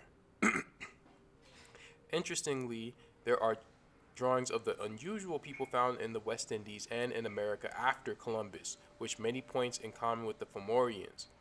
Psychological reaction to the new, unfamiliar, and therefore terrifying. They were also stated to practice child sacrifice, not unknown among many ancient peoples, and certainly attributed to the Phoenicians/Carthaginians, other seafaring race, and avid colonists. Child sacrifice, that also sounds like us because we copied Canaan, and Canaan, was intermixed with us. Or we just brought them with us, and we were influenced by them. The name of one of their leaders, Balor, has been suggested to have been derived from the Phoenician/Carthaginian god Baal. As sea rovers, they are also suggested to have a Scandinavian origin. And we're going to go over the fact that there are different sorts of Scandinavians. They're not all white. The majority of them probably are, but not all of them were. The Fomor, or Fomorians, are a semi-divine race said to have inhabited Ireland in ancient times. We already read that, so let's skip down. Next up with the Fomorians, who have many guises depending on who you read, variously described as godlike beings, spirits of chaos and nature, giants, more descendants of Noah, farmers, or just old pirates from Africa. They settled Ireland after the demise of Caesar and remained there until the arrival of even more descendants of Noah, the followers of Partholon, a man from Greece or the Middle East, depending on the sources. One wonders why he couldn't find anywhere better to settle between here and there. Now, let me go real quick to who were the Nagas? Naga, Sanskrit, serpents in Hinduism, Buddhism, and Jainism, a member of a class of mythical, semi-divine beings, half man, half cobra. They are strong, handsome species who can assume either wholly human or wholly serpentine form. They can turn into dragons or angels, according to that, and I don't know how true that is, but it could be what is that to say? Could be mythical. I don't know. 3 years after arriving in South Korea, and after he had caused several lakes to spring up from the ground miraculously, Partholon and the Fomorians came to blows in the first recorded battle of Irish history. The Fomorians in Ireland were led by a fellow named Chichol Grisenkos, the second name meaning footless. The Fomorians were apparently a simple people who lived a hunter-gatherer lifestyle, while Partholon and his crowd were farmers, that is, more advanced. See? Hunter-gatherers. And hunter-gatherers is really just code name, usually for Israelite. Usually. Or just a very old people. Because we didn't cultivate stuff, we ate stuff wild. Right? The battle between the two took place at least 2 millennia before the birth of Christ. Numbers are not made clear, but Partholon had less than 10,000 followers total. Chichol had 800 at the battle. He might have been outnumbered. Oh, you think? They fought in the battle of that place, a plain somewhere between Lough Swilly, Lough Foyle, and River Finn. So, Donegal or Tyrone, really. Seacole and his Fomorians were defeated and wiped out to a man. But it is not the last time the race would pop up. Dalek-like as Irish mythology's stock villain. So we were the villains after, we were defeated. We were painted as the villains. Now, isn't it weird that we had 800 and they had like 10,000? Like, doesn't that sound like the scriptures? With other contending occupiers gone, Partholon settled in for more a peaceful life, but not planned for another batch of plague that wiped out him and all his people at the same time. Somewhere near Tallaght in modern-day Dublin. 30 years later, a relative of Partholon, Nemid, arrived in Ireland from the Caspian Sea. He wasn't there long before more Fomorians, this time under kings of the name Gan and Sagan, began to harass and raid the island yet again, leading to Ireland's first proper war. Nemid was a leader of some renown, and his people were fierce warriors. He defeated the Fomorians at Ross Frechane, where both of their kings were killed, following that up with 3 more victories at Bagna, somewhere in Cotnot, somewhere in Ulster, going on to build the first forts. It would seem clear that the Fomorians weren't that great in battle or were more used to simple raidings. But things were soon looking up for them. The old enemy, plague, struck the Nemedians hard 9 years after their arrival, killing 3,000 of them, including the Mede himself. The Fomorians gained great leaders of their own in the form of two brothers, Mork and Conad. They had established a mighty tower on Tory Island, and from there were able to oppress what remained of the Nemedians, extracting huge amounts of tribute and goods and slaves. So things remained over 2 centuries. People lived long lives back then, before the Nemedians all 60,000 of them at this point had enough and rose up in rebellion, led by 3 champions, Samuel, Erglan, and Fergus Redside. They attacked the Fomorians, reached Tory Island, and pulled down Conan's tower, killing him, and conveniently all his heirs too. Mork still remained, and the two sides fought a great sea battle nearby. Whatever it was, bad weather or divine intervention, the seas rose and both fleets were wrecked, only 30 or so Nemedians surviving out of both forces. Those survivors left Ireland, leaving the land desolate once again. So, I don't know how true that is, bro, but I don't know. Now, most of this we've kind of already read, so I'm going to skip this, but I will leave this in the description in case there's something else that, I may have missed. But there's some good threads that I also wanted to read. So I guess you can look into this yourself. They list the sources there. Ancient and Modern Britons and Nature Knows No Color Line. And I believe both of those books are in my library. Any comprehensive account of the African presence in early Europe should include England, Ireland, Scotland, Wales, and Scandinavia. The history and legends of Scotland confirm the existence of purely black people. We see one of them in the person of Kenneth the Niger. During the 10th century, Kenneth the Niger ruled over 3 provinces in the Scottish Highlands.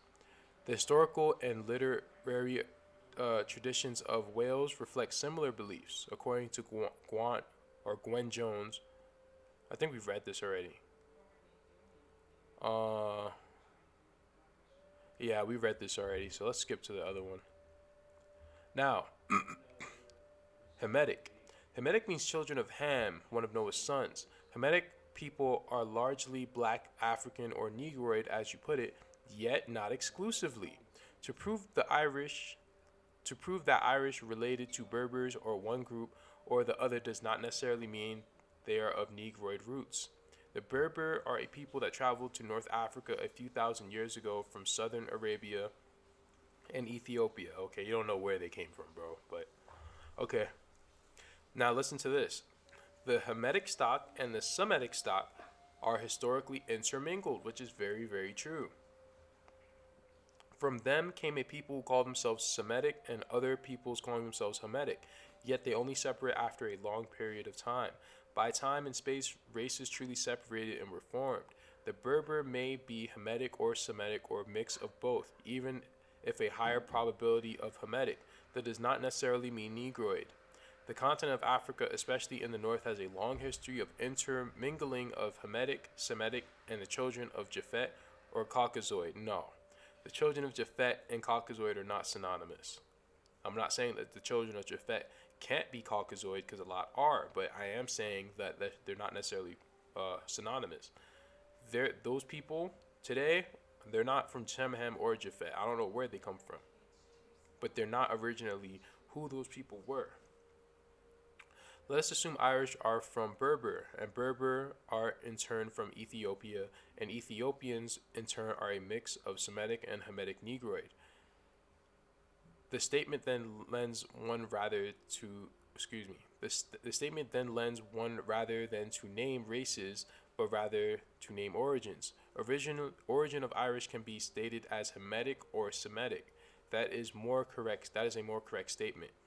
Much of research have now put more basis on the theory that all men came from Africa and of Negroid or similar race. So by stating that about Irish is not sufficient, and more correct term is Hamitic.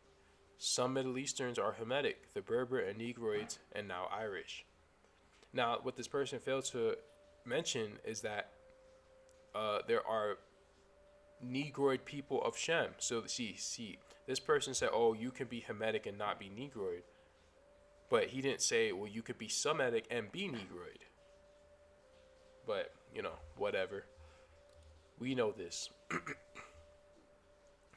Many people have fallen prey to the Eurocentric pseudo-academic babble of continually using the word Hamite to describe what I assume in a modern context to mean to be African or African descended or mixed African peoples, or to be what people would call a Negroid or Negro. Not all Hamites are Negroes. Not all Negroes are Hamites. That's what they push because they don't have an origin. And when you really look at things, all groups of people had Negroes in them. So if they were to say that, Shem, Ham, and Japheth were all melanated, they don't fit anywhere. And their true identity comes out as they are not from any of those people. So, the idea that the Hamite developed initially from the Hebrew biblical myth of the origins of mankind, what they called the Table of Nations. It is the sons of Noah were said to form the different people that occupied the earth after the flood. This myth on its own was harmless enough. Many different cultures have used the metaphor of an original family peopling the earth to explain their origins, but it is merely allegorical, okay, sure, and not to be taken literally. However, to justify the enslavement of the Canaanites and seizing of their lands by the Jews, it was injected into the Hebrew story that the children of Ham were cursed with slavery and were forever destined to serve their brothers Shem and Japheth. Now, that could be the truth. That literally could be the truth. I wouldn't know that. But what I do know is that the Canaanites were the slaves of the world until they busted out of the caves, and now they rule all of us. So you just have to figure out where the hijack is. Canaan doesn't come from Ham. That's a lie. Canaan comes from Cain. So, in the Babylonian Talmud, which reflected the areas which the relationship between the Jews and dark-skinned Africans that they encountered was more antagonistic, the idea that the curse of Ham was shifted to include the fact that Ham was cursed with blackness and myriad of other inborn deficiencies as a result of his blackness, sexual unnaturalness, treachery, and laziness. Yeah, well, that's their that's their add-ins, right? And plus, it's the Talmud. Like, really? That's not something that came from the Israelites. Not most of it, or modern day. I'm sure it hasn't. And even if it did, it's of no consequence to me. What the story does reflect is the attitude of the Jews of that period to African and African phenotype people. This is also the version that has been handed down and remains in modern Christian biblical stories, and that Europeans, especially during the Atlantic slave trade, used to justify African enslavement. In light of this alone, I find the idea of denoting a specific racial group by a word derived from a racist and politically motivated myth, not just poor scholarship, but actually quite offensive. The concept of the Hamite shifted in the 19th century with the intervention of not only scientific racism, but also discovery of the wonders of Egypt by French explorers and archaeologists in the time of Napoleon.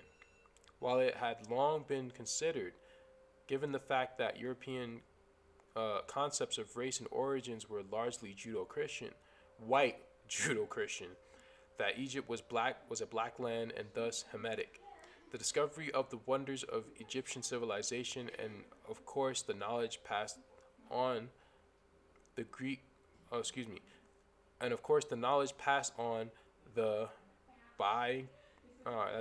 by Greek historians and legends that they owed much of their knowledge to Egypt, mean that there now had been some real intellectual acrobats to whiten Egypt. But that's not even the Egypt that they were probably even really referring to. But the Hamitic hypothesis was born, and in it, the Hamites were now white people. At different times, they were seen as an invading race that taught the blacks that existed in Egypt everything they knew, and others they were miraculously indigenous white race that was the mother of Egyptian civilization. That was the mother of Egyptian civilization. The core of this hypothesis was simply to prove that any achievement in Africa had to be a result of an invading white or near white race. The Hamite went from being the cursed father of African people doomed to slavery to being some superior civilizing white or near white race in order to rationalize the presence of civilization in Europe. Now, the thing is that there were white Hamites. There are, but there are also black Hamites.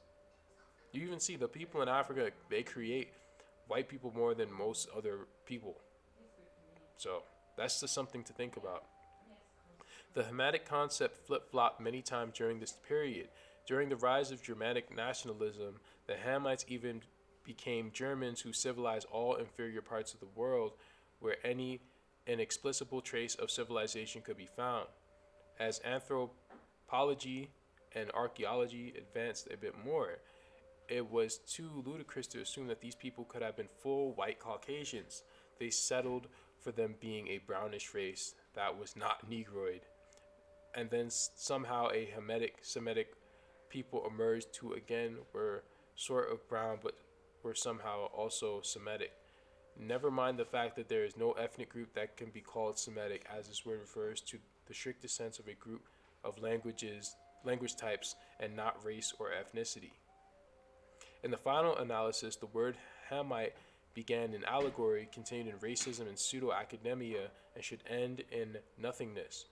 It has been married or marred with so many historical inaccuracies, political schemes, and racist pseudo-scholarship that indeed it is not a word that applies to anything at all except a hallmark of Eurocentricity. The word has been bandied about so much that I think those that use it may not necessarily be racist, but just really uninformed of its real history. No, they are pretty racist. This is just a brief overview of the word's origin and uses over the years, but there are many more details that can be gone into. I'm sure we will find when people begin using more realistic and anthropologically correct words to describe ancient peoples, the picture of the origins of humankind will be crystal clear to those for whom there may be some ambiguity and misconception. Well, not necessarily. It's not the words that is incorrect, but it is how you're using the word. Using a anthropological word does not make it any more correct. It might make it a bit more palatable to the masses, but it's not necessarily correct either.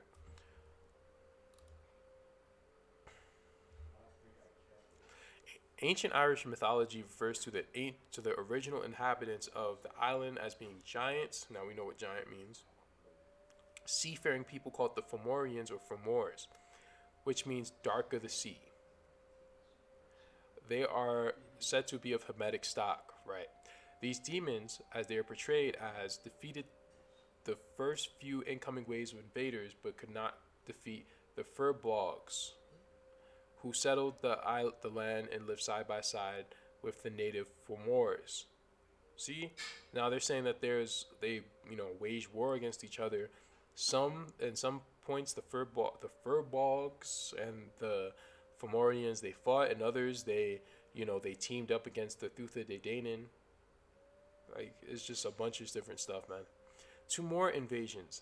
The first led by the godly Thutha De Danann, and the second by the Celtic Milesians, took control of Ireland, mixing together with the Fomorians until there were no more. No, they shipped a lot of them to Jamaica, West and South Africa. Today, it is regarded that these myths may, to some extent, be explaining actual history. My theory is that the Fomorians were a real people and that they were sailors from Africa, probably Negroid. I have three suspicions as to who they were exactly. The most likely of these is that they were Phoenicians. The Phoenicians were Canaanites, which came from the line of Ham. The Phoenicians Some of them were Canaanites, and some of them come from the line of Ham, but for the majority of them are Shemites. So no.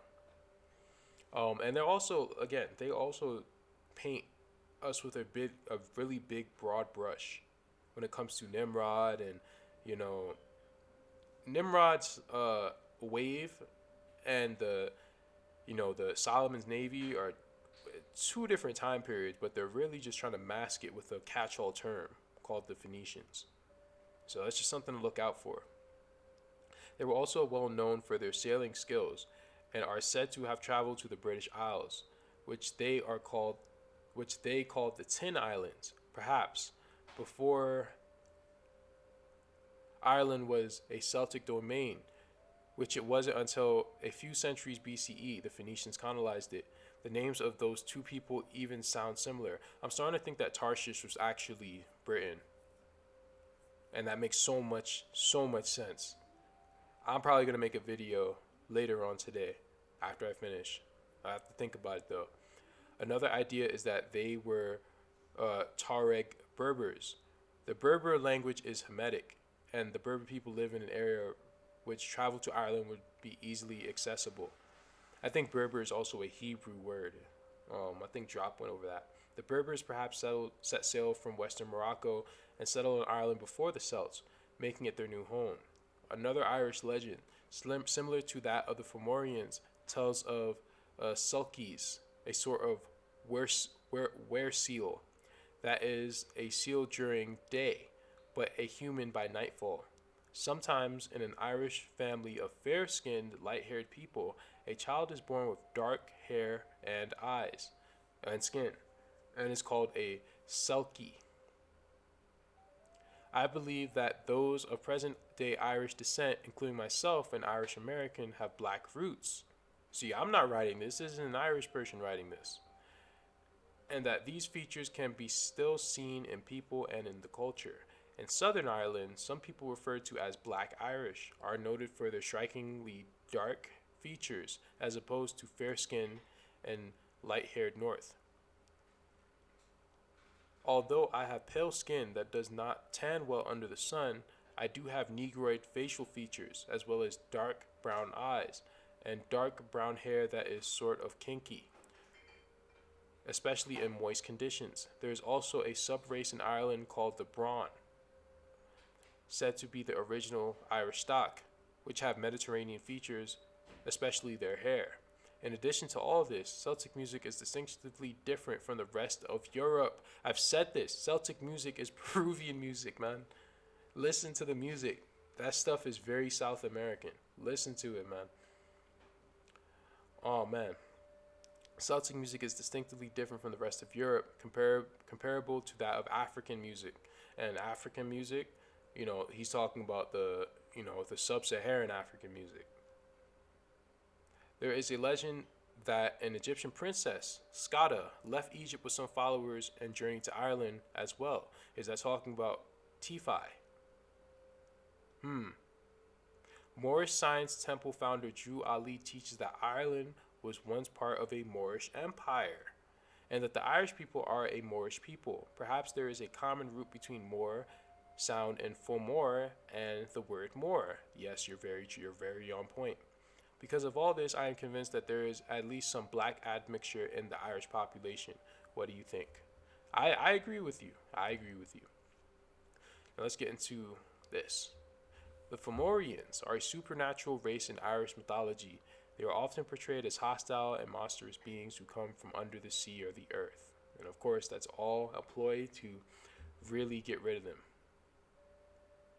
They are enemies of Ireland's first settlers and opponents of the Tuatha De Danann and the other supernatural race in Irish mythology, the Canaanites, the fallen angels.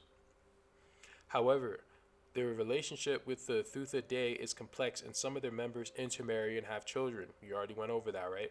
With Judges chapter 3, verse 1 through 6. The Fomorians have thus been likened to the Jontar in Norse mythology. The Fomorians seem to have been gods who represent the harmful or destructive powers of nature, personifications of chaos, darkness, death, blight, and drought. The Thutha Day, in contrast, seem to represent the gods of growth and civilization. Oh man. Um, let's just read this. The etymology of the name is debated. The first part is generally agreed to be of Old Irish, fo meaning under, below, lower, beneath, nether. Alright, let's skip this.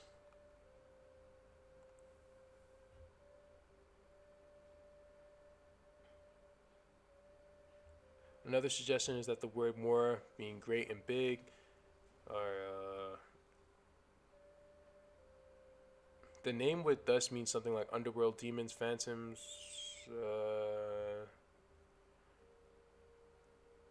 Okay.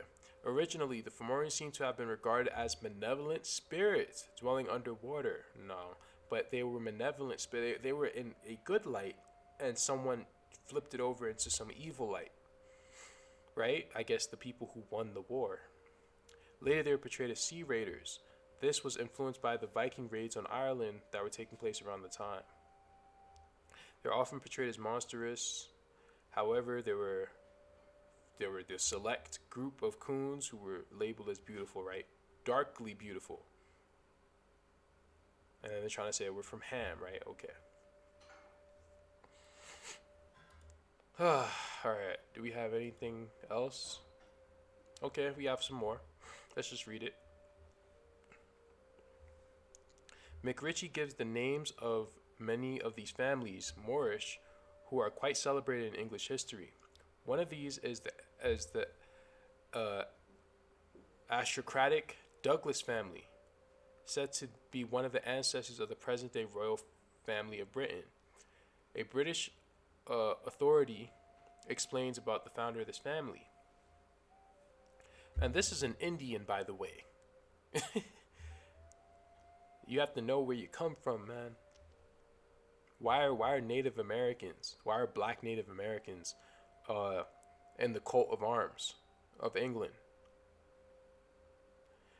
About the year 770 AD, in the reign of Salvathius, king of the Scots, Donald Bane of the Western Isles, having invaded Scotland and routed the royal army, a man of rank and figure, came seasonably with his followers to the king's assistance.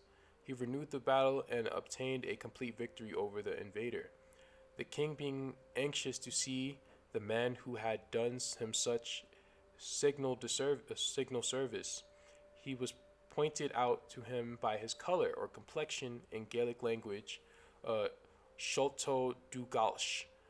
Behold the black or swarthy colored man, from which he obtained the name Sholto de Douglas. So now we know what Douglas means.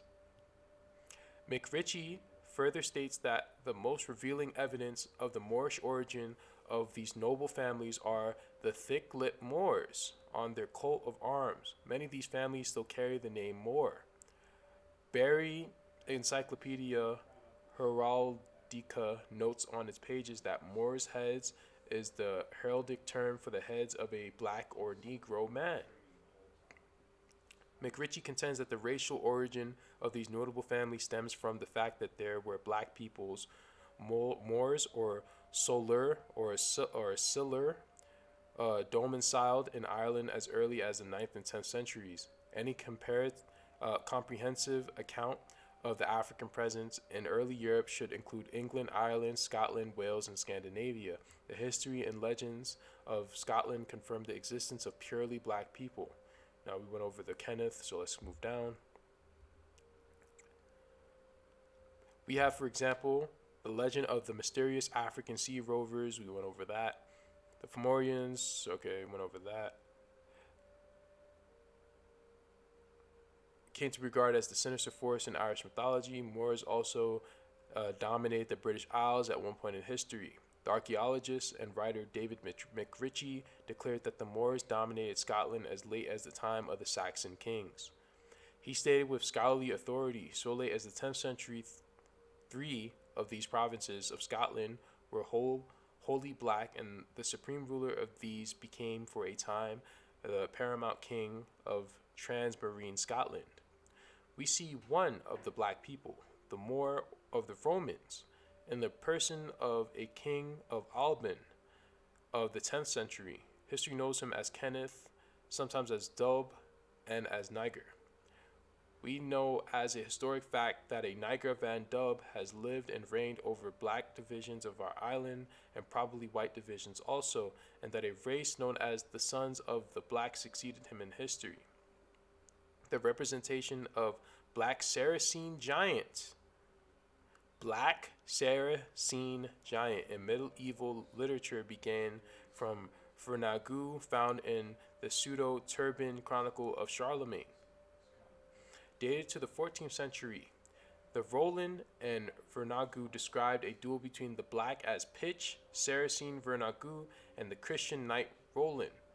Another towering figure was Alagolfer, the Ethiopian giant of the Sodon of Babylon, whose skin was black and hard. Moving along. Let's see if there's anything else.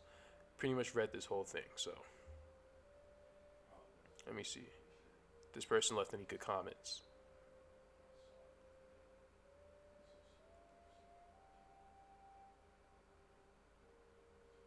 Set against the backdrop of the American Revolution and its aftermath, Rough Crossings is the gripping, astonishing epic of the struggle for freedom by tens of thousands of slaves who believed that their future as free men and women was bound up with staying British, not becoming American. The decision to offer slaves who defected to the British their liberty began in military strategy, but it unleashed the greatest mass uprising in American history. By tens of thousands of slaves, Americans who clung to the sentimental notion of British freedom, even when they knew that the British were far from being saints when it came to slavery. Okay, let's move on. And I'll leave this. All these links will be in the description, man. Let me see. Man was originally a Negro or a black, and he improved as years advanced, and he traveled westward, gradually changing from jet black of Africa through all the intermediate shades of Syria, Italy, France, the fair, white, and red of the maid of Holland and Britain. The Negroid stock is even more ancient than Caucasian or Mongolian man. Recent discoveries seem to indicate that the Negro or black element preceded the white and yellow everywhere. European man is African man, changed by the effect of European environment. Yeah. Sounds like, see, I can tell when it's it's not a biblical point and it's more of an Afrocentrist point when they're talking about people changed by environment. That's not true at all. Hercules was a black man. He was born in Cuba. His real name is Joseph Dominique. He was brought to France by his father during Napoleon Bonaparte's first Italian campaign. He was a sergeant. Hercules was with Napoleon on his Egyptian invasion. You guys gotta watch UETV's America's Egypt series. Let's move down. Ireland had an African bishop named Deman. He died in Ulster and is a saint. Stonehenge, the most famous ancient monument in England, was built by an African architect named Marian. Indeed, England's national dance, the Moorish dance, is of African origin. I keep saying African, but it is indisputable that this dance was the invention of the Moors. Its Moorish origin, I'm not saying African, bro, is further seen in the white British dancers blacken their face to dance it. In addition, Queen Elizabeth I of England was so much in love with Francis, Duke of Alicante, a Moor, that when told by her ministers she couldn't marry him, she wept. The reason was religious. He was a Catholic. She was a Protestant. The Duke, who is described as black with woolly hair, was a son of Catherine de Medici, Queen of Euro France, and Queen Elizabeth was a quote-unquote black woman too. The Scottish people in their earliest chronicles claim descent from the Egyptians. Wow. Scotia, an Egyptian princess, married a Greek, and from whom the name Scotland originated. Scotia is believed to be the ancestress of the Scots. Up to the 10th century, 3 islands in Scotland were entirely black. One of the Scottish kings was a Moor called Alban. Moors both conquered and ruled Scotland. Okay. Let me see. I'm going to read a little bit of this. The rest is in the description. Saint Benedict the Mora is a saint of the Catholic Church. He was born in Frandelia, a village of Cesis of Messenia in Sicily in 1526. He died on April 4th, 1589. Because of Benedict's religious piety and owing to his strict values, he was made superior of the monastery of Santa Maria de Jesus or Jesus in Palermo. He devoted his life to caring for the sick and needy. He became known as the Holy Negro. He was sought by persons from every class on matters of religion. I don't care about this, bro. So there's a lot of information here. See, the information keeps flowing and it keeps going. Now, let's get into this book on the Fomorians and Norsemen. Now, there's something interesting here that I want to read.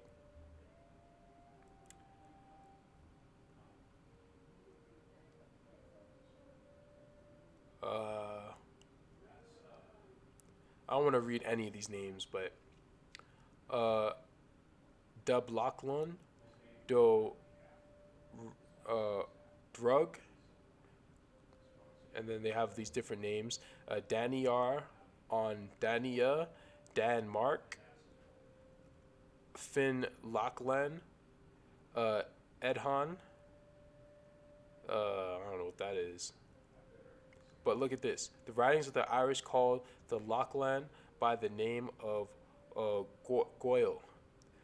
They also called some of them Dublachlin, i.e. black Gentiles, which name was applied to the Danes of Dania, i.e. Denmark, and Finnlachlan, or fair Gentiles, i.e. the people of Norway. So the people of Norway looked a certain way. The people of the Danish looked another way. Let's skip on. Already read that. Now, who are the Philistines? The Philistines were referred to the descendants of Casluhim in Genesis and Exodus, known as a seafaring nation. The Philistines were a non-Semitic people who left Crete and arrived in Canaan at the beginning of the 12th century. The Philistines inhabited the Mediterranean coast of Canaan during the period of the Book of Judges. They founded 5 principalities. So they were seafaring people. Now, Lachlan, this is referring to Scandinavia, or more specifically Norway. So there were white Norwegians and black Norwegians. Right? These were the Vikings.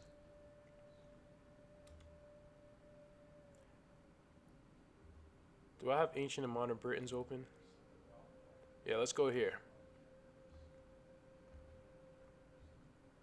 Now, when Claudian wrote, and for a long time after, Mars signified a great deal more than a native of Mauritania. Or it may be more correct to say that Mauritania implied as much, though in a different quarter as Scythia did. In any Latin dictionary, any old one at least, will tell you that Moris is a Moor, a blackamoor, or a tawny Moor, and Shakespeare used the word Moor as a synonym for Negro. As the last word bears nowadays a somewhat restricted meaning, it may be better to take the old-fashioned blackamoor as the nearest English rendering of Morris, signifying thereby any black or brown-skinned man. Consequently, the translation of Claudian's line is this: he subdued the nimble blackamoors, not wrongly named the painted people, and the British Picts, like those of other lands, stand out against the dark-skinned man. The complementary witness of Morris is Gorm, found attached to the names of Highland and other chiefs and kings. This word is given in the Gaelic dictionaries as signifying blue or whatever shade, also green as grass. See, I told you guys, when they're talking about blue people, they're talking about black people or brown people, right? They're talking about the sons of quote unquote Adam. Excuse me. My voice is killing me, man. And this recalls the fact that the indigenous tribes described by Caesar were styled both virides, green, or caruli, blue, from the woad with which they stain their bodies, the color of which may come under either of these headings. Accordingly, when one looks again into the Gaelic dictionary, one finds that gorman is woad. Plainly, therefore, a man who is titled Gorm is a woad-stained man. Now, although in the Gaelic of Scotland, a Negro is known as Duan Dub, a black man, he is known in the Gaelic of Ireland as Duan Gorm, a blue or green or woad-stained man. So you could read, wow, you could read the rest of that. You know, I'm not, the book's in my library. Let's see where we were. So, black is in its blue. Now, this is just a person, it's two Irish people writing this. We were drinking with Sean Cathville, and recently among the philosophical conversation we had on the blue race issue, we both knew that the devil was called the black man. John was of the opinion that the person of African origin, an early form of anti-racism, was to avoid this blue, a form of early anti-racism. No, not and no, me wasn't so optimistic about our ancestors. I think that the we and those have not denied the whole of any race as a whole. Also, a black or woman with a black fault. A black woman is called Glenn. This is the reason why this is so choppy is because this was written in Irish and it was translated to English. So Glen is the word for a black woman. Now, haven't you heard of Glenwood? Right? There's a lot of places called Glenwood. Black and even red is accomplished. There is reference to Vikings, blue Donegal prey, and see that the devils puts a blue cane front on my own. I discovered the passage here. Let me see. Skipping down, another meaning of blue is noble, distinguished, meaning that we still have in the name of Gorm Lath. See another Gorm, right? For black or blue.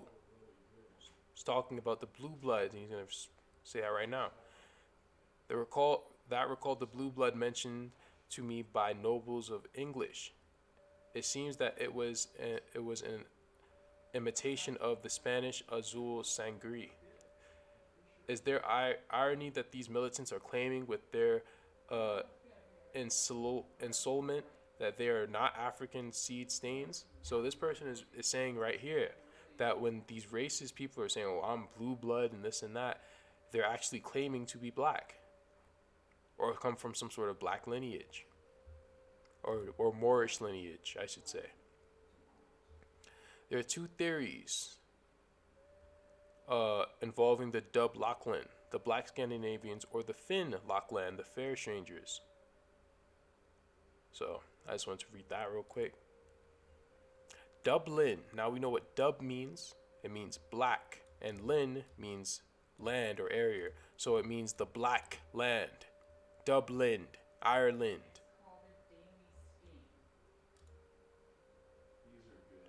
Denmark or Danmark. Or dub. These are where the black people were. Norway and Sweden. Some black people were there. But white people were there too, right? These were black countries, black lands, and then they got slowly invaded. Finland, another place. But what did we know? Now we know what Finn means. Finland or Finland. Glenwood. So I think that's about it, man. I think we have this last one. The Fomorians. There are many applique. I don't know, bro. I'm on my last legs. References to the presence of black people in ancient Ireland. Ancient Irish mythology refers to the original inhabitants of the island as being giant, seafaring people called the Fomorians or Fomors. Those myths may have factual historical basis. It is proposed that the Fomorians were a real people who were in all likelihood sailors from the African continent. Now, if you guys watch that video, you know what Africa actually means. It means Westerners or people from the West. So we don't necessarily know if it's talking about North Africa or literally just Americans. But it wouldn't really matter because we colonized North Africa anyway. So, two or more invasions. The first led by the godly Thuthadidanan, the second by the Celtic. We already went over that, right? The Phoenicians were known for their sailing skills. They are said to have traveled to the British Isles. They call them the Tin Isles. Again, I'm going to have to make another video even though I'm tired. But that's very interesting about the Tin Isles. So, a lot of stuff we've already read. Another Irish legend tells of the Selkies. We went over that, right? The concept of the Selkies appears to make subliminal reference to the half-breed children that resulted from the extensive miscegenations that occurred between the Celts and the dark-skinned original inhabitants that they had met upon their arrival in Ireland. Many of the people of Irish descent have distant and recent African roots, Moorish roots, and these features can still be seen in the people and in the culture. There are some Irish people with afros, just like Andre the Giant. In Southern Ireland, some people referred to as Black Irish are noted for their strikingly dark features as opposed to the light-skinned, light-haired North. So we pretty much went over this. Alright, so that's about it for this, man. Links in the description. I hope you guys learned something. And to go over to go over everything that we went over, the original Irish people, they are known as the Fomorians, and they have a link to the Lemurians, the people of Pan that it goes over in Owaspe, and the people of Pan were the Ihines, the ancient race of short, stocky, brown, and black people. These people peopled the Aborigines of the Americas, whether they're the Aztec-looking people or, the people of the West, the Southeast. Pretty much the short, brown, and black people. They're the ancient Lemurians, the Native Americans, the ancient Japanese people as well. The people who went to Africa, the Bantu, right? People of Southeast Asia until they got invaded, right? We're still going over Asia. We're still going over China. I just came across some nice drop. So we got a lot of stuff to go over. But the Fomorians come from where? They came from England. From before England, where'd they come from? Atlantis. Before Atlantis, America, because America is Atlantis. Atlantis is a piece of America that sunk.